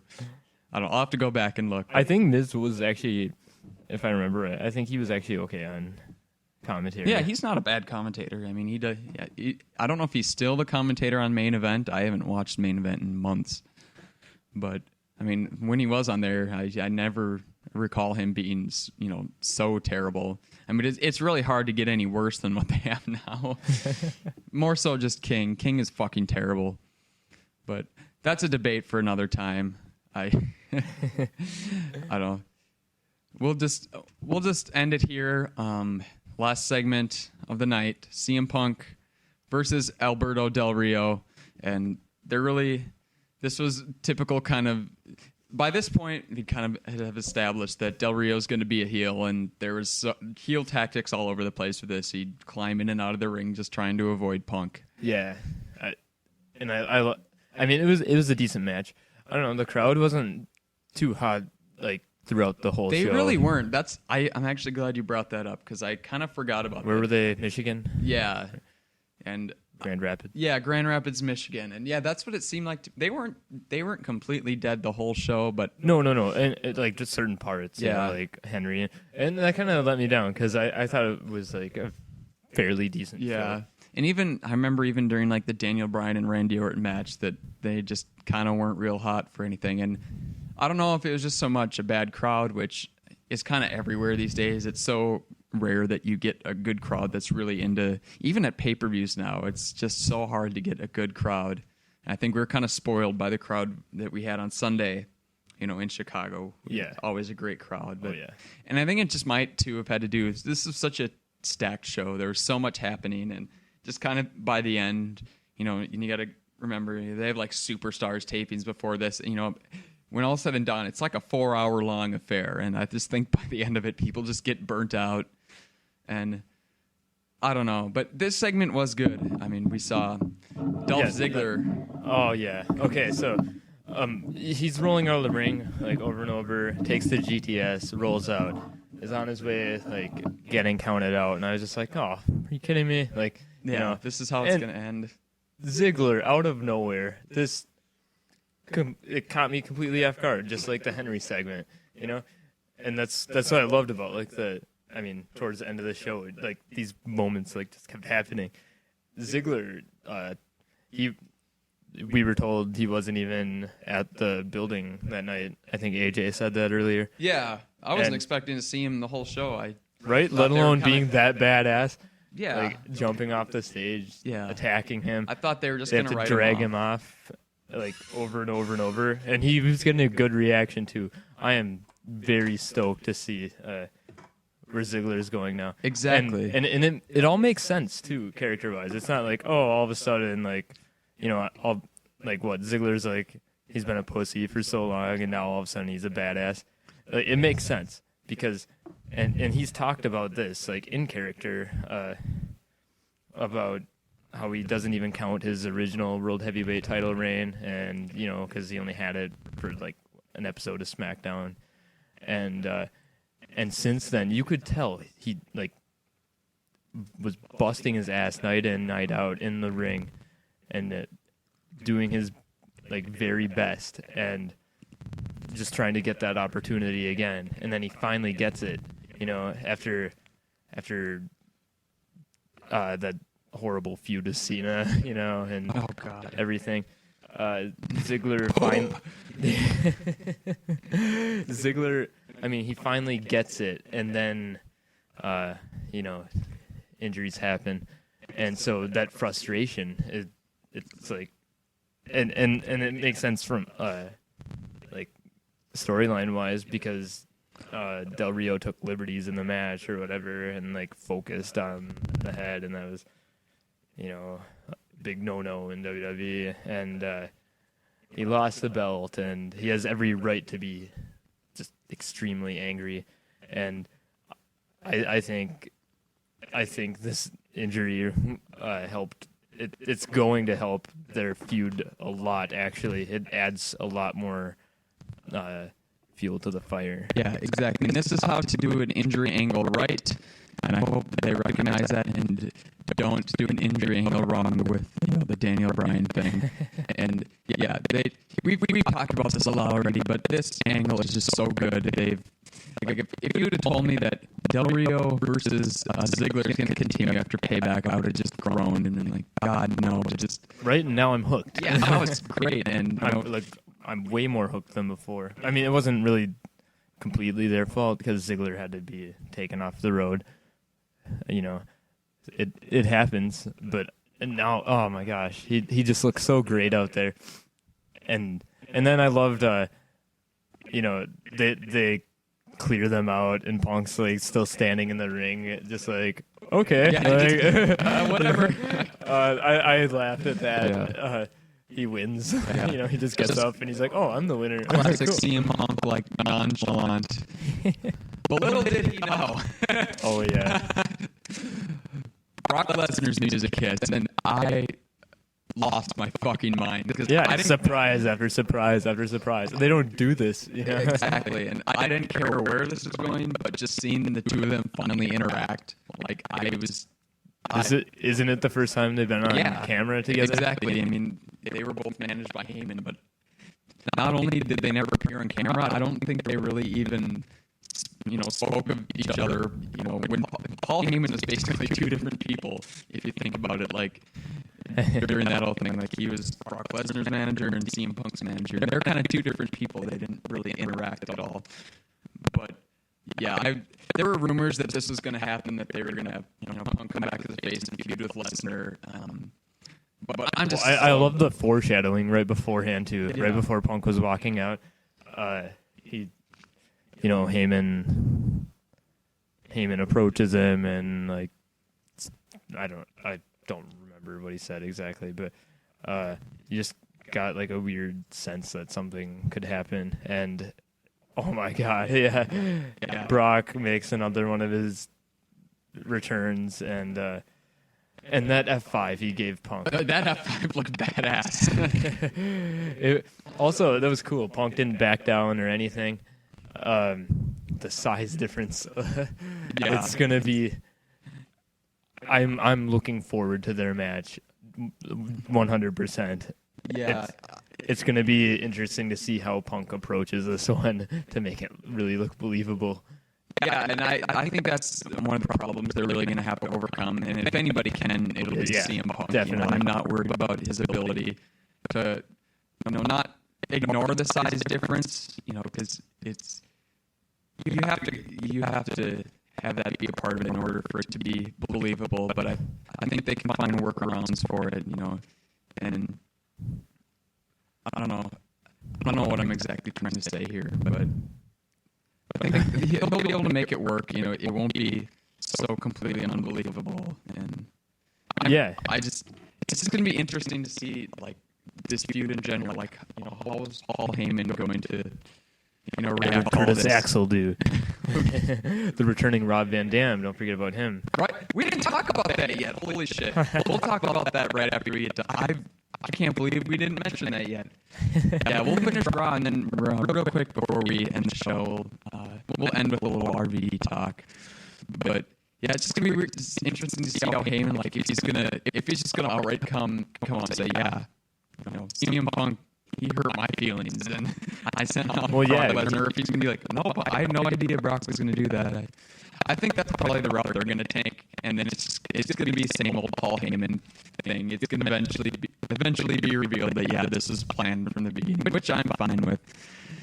But I don't know. I'm just looking forward to the match, and it's so refreshing to see Brock Lesnar interact with a new face. Now I think they're finally getting their money's worth out of him instead of having what does him feuding with Triple H? How does that benefit? Well, they never did beforehand. Like when Brock was the king of SmackDown and Triple H was the king of Raw. I mean, I'm glad they had at least one encounter. I didn't really want it. Exactly. I mean, me personally, I didn't want it to get dragged out that long. But I don't know. Lesnar kind of comes and goes, and he can. It's hard to build like a program, with him. Yeah, and I just have a hard time imagining that, like, Triple H versus the only reason that I could see them having the feud is to pop a buy rate, but I really don't think having those two in a match against each other is so much going to do that on their own. I think Brock Lesnar alone is going to pop a buy rate no matter who he's against, and you're going to get that either way. Why not pair him with somebody new? Put over a new talent. Mm-hmm. A guy like, because just being like in the ring like with Brock will garner that wrestler a lot more attention. Yeah, and it's more interesting that way too. I mean, I say new talent, but I mean CM Punk's not really new talent. He's been in the company for 7 years, but at least one of their full-time regular main event performers, not Triple H, who comes and goes kind of as he pleases. So I'm really glad they're doing this. I think this is a match a lot of people, not only just like wrestling, internet wrestling nerds wanted to see, but I think a lot of people did want to see it too. Even the casual fans, just being that these are, two guys that were aligned with Paul Heyman, and I think. Well, yeah, it's a great story they can tell now. Exactly. I think everything, because it's all tied to real life too. Exactly. And that's when I think wrestling is the best. I don't want it to be like totally like reality television, but I think that's another thing they really did right with the whole Money in the Bank angle back 2 years ago with CM Punk. There was an element of reality tied into it. Not everything they mentioned on air was real life, but there was an element of real life tied into it, and I think that benefited the angle greatly. And that's why you saw like ESPN. A lot of these people at those outlets giving professional wrestling attention for once because it was interesting. It was based on reality and not just this kooky, weird, like cartoon fairy tale story, that professional wrestling often is. So I think we're both excited, immensely excited to see where this goes. At least that F5 to end the show just was sick looking and much better than his first F5 back. What he did to Cena. Yeah. But I also just loved how the show ended. Just the close up on Punk's face, just like pressed against the mat. Just he looked completely dead. And I think I don't know if this was intentional or not, but like how the microphone was basically right up against his mouth. It was just very symbolic. Like Punk, you've got your pipe bombs, but this is Lesnar's pipe bomb, and I don't know if that was intentional, but that was the symbolism I got from him. I don't know. Even if it wasn't intentional overall, just another little subtle thing, and those I think is what makes the biggest difference between good wrestling and great wrestling. And overall, I don't know what you think. I think this was a great episode of Monday Night Raw. Mm-hmm. Lots of interesting developments. Exactly. And stories anew. And it makes me excited to watch next week. I often, I watch every week pretty much no matter what. But a lot of the time I just watch it because it's routine. I watch it every week. It's your hobby, dude. Yeah. But this week, I'm like excited. Like, I gotta see what happens next. I'm like, what's gonna happen with Bryan? What's gonna happen with Mark Henry and CM Punk and Brock, Ziggler, Del Rio, 3B, okay. Triple H. Exactly. All right. Well, I think we covered Raw pretty adequately. We'll just end here. Like I said tonight, Rob Van Dam's coming back to WWE, and this is interesting because it's about damn time. Yeah, honestly. Exactly. It's not going to be the same Rob Van Dam. He's in his early 40s now. He's probably lost his head, but I think the guy can still go. He can still put on a good match. He's a guy that still sells merch. Yeah, exactly. He's a guy that has a style that people can still get into, and I really did it just for him personally. Did not want to see his career end the way it did. This whole TNA run was just such a fucking joke, and for anyone who's basing his performance off of like his last run in TNA, probably shouldn't. He admitted that he was pretty much phoning it in. Yeah. So he could still possibly go, and I'm excited, interested, and I hope it's awesome. I used to love him. Invasion, I didn't even know him at all beforehand, and he won me over immediately. Exactly, and that's the thing I think a lot of people forget. Of course, you've got the ECW fans from back in the day are going to cheer him because he was one of their guys. But me and you, when we were growing up, I'd heard of ECW, but never watched it. I knew nothing about it growing up, really. I knew it was there, but didn't know any of the wrestlers. But then when Rob Van Dam came into WWE, I completely fell in love with the guy. He became one of my favorites, despite not having so cool. Yeah, not having the ties to ECW, so he can draw in the support of casual wrestling fans, people that don't read the dirt sheets every day. So I'm excited to see him back. I don't quite know where they're gonna put him. I don't know. There's a possibility he'll tie in with all this Paul Heyman guy stuff. There's an article on WWE.com that I saw.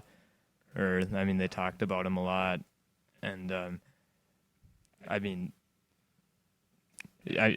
RVD, and I know he was during his last run on ECW. I know he kind of mixed it up with Paul a little bit, but he could be. he's most likely going to be a face, I want to say. Oh yeah, they're not at this point in his career. They're not going to do anything to outside the box with him and give him a big heel run. I think he is coming back somewhat as a nostalgia act, which is not a bad thing in this situation. People use nostalgia act as such a condescending term sometimes, but I don't see it that way with him. I think they are just going to bring him in and have him just be the Rob Van Dam we all know and love. And I'm just interested to see where they're going to put him on the card. I can see it going two ways. I think they're either going to put him in one of the Money in the Bank matches. Oh, that'd be perfect. Yeah, that's the style he's good at. Or now that you mentioned the thing, with Paul Heyman and Punk and Lesnar, triple threat between the three of them, I think could be pretty cool. Their styles are all kind of different, but I would be interested to see. That's kind of like a cool little dream match, Yeah, there's a lot of things. And with Paul Heyman having ties to all of them, I think it's going to add a really interesting, cool Straight dynamic. Edge versus RVD 420. I just smoked your ass. Yeah. There's that too. There's so many possibilities for him, and apparently his contract isn't real long term. So I don't. Oh really? Yeah, I don't, they didn't say a lot. Okay, because I was also kind of thinking like he could end up like Jericho or Christian or whatever. I think that's kind of what they're gonna do. He's gonna be more of a Chris Jericho. Or they could use him for the part timer big matchups that they were doing all last year, pretty much, like Lesnar and Triple H. Yeah, whatever. I don't think he'll be quite on the level of Brock Lesnar, as in, he making very sporadic appearances. I think he will be on TV every week. He's probably not going to do house shows. They kind of have that deal with the guys like him that they don't work the full schedule. But I think he will be doing regular TV appearances as long as he's there. I don't think he'll come and go every other week or so. I think he's going to be there pretty regularly, and I'm excited to see him back. Like me and you before Payback, we're watching the King of the Ring 2002, and we were discussing man, I miss Rob Van Dam. He's just, and not an hour later, you're getting that 40-second video package of him, which I don't know. I got really excited for. When I heard that music hit, I was like, no way, I know he's like I said, he's probably lost his step. He's not going to be quite what he used to be in his late 20s, but it's going to be fun. I'm excited. I'm excited for him to finally come back to the big stage. It's where he belongs. Exactly. So, all right. Well, I think we've arrived at our destination. We have gotten to the end of the first ever Adjective Play Podcast. Let's give ourselves a round of applause, pat ourselves on the back, because at this point, I don't think anybody else will. But it was fun. Oh, man, I think we're going around 4 hours here. Straight professional wrestling talk. And, yeah, we only covered 2 shows, really.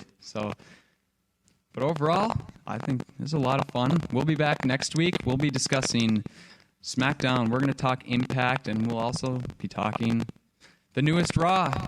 And, whatever else news comes along between now and then. I'm excited. I think we're off to a damn good start here. Oh yeah. So, all right. Well, everybody, thank you for listening. It's been a lot of fun. We will be back next week, like I mentioned. We really don't have a set schedule at this point on when these are going to go up. We both work very weird schedules, but basically we're gonna get an episode to you each week. When we get it to you each week, we're gonna kind of just figure out as we go. But we promise we will have new content. We'll have a new episode for you next week. So, for John Ulstad, I am your host, Andy Reierson. This has been the first episode of the Adjective Play Podcast. We'll see you next week, folks.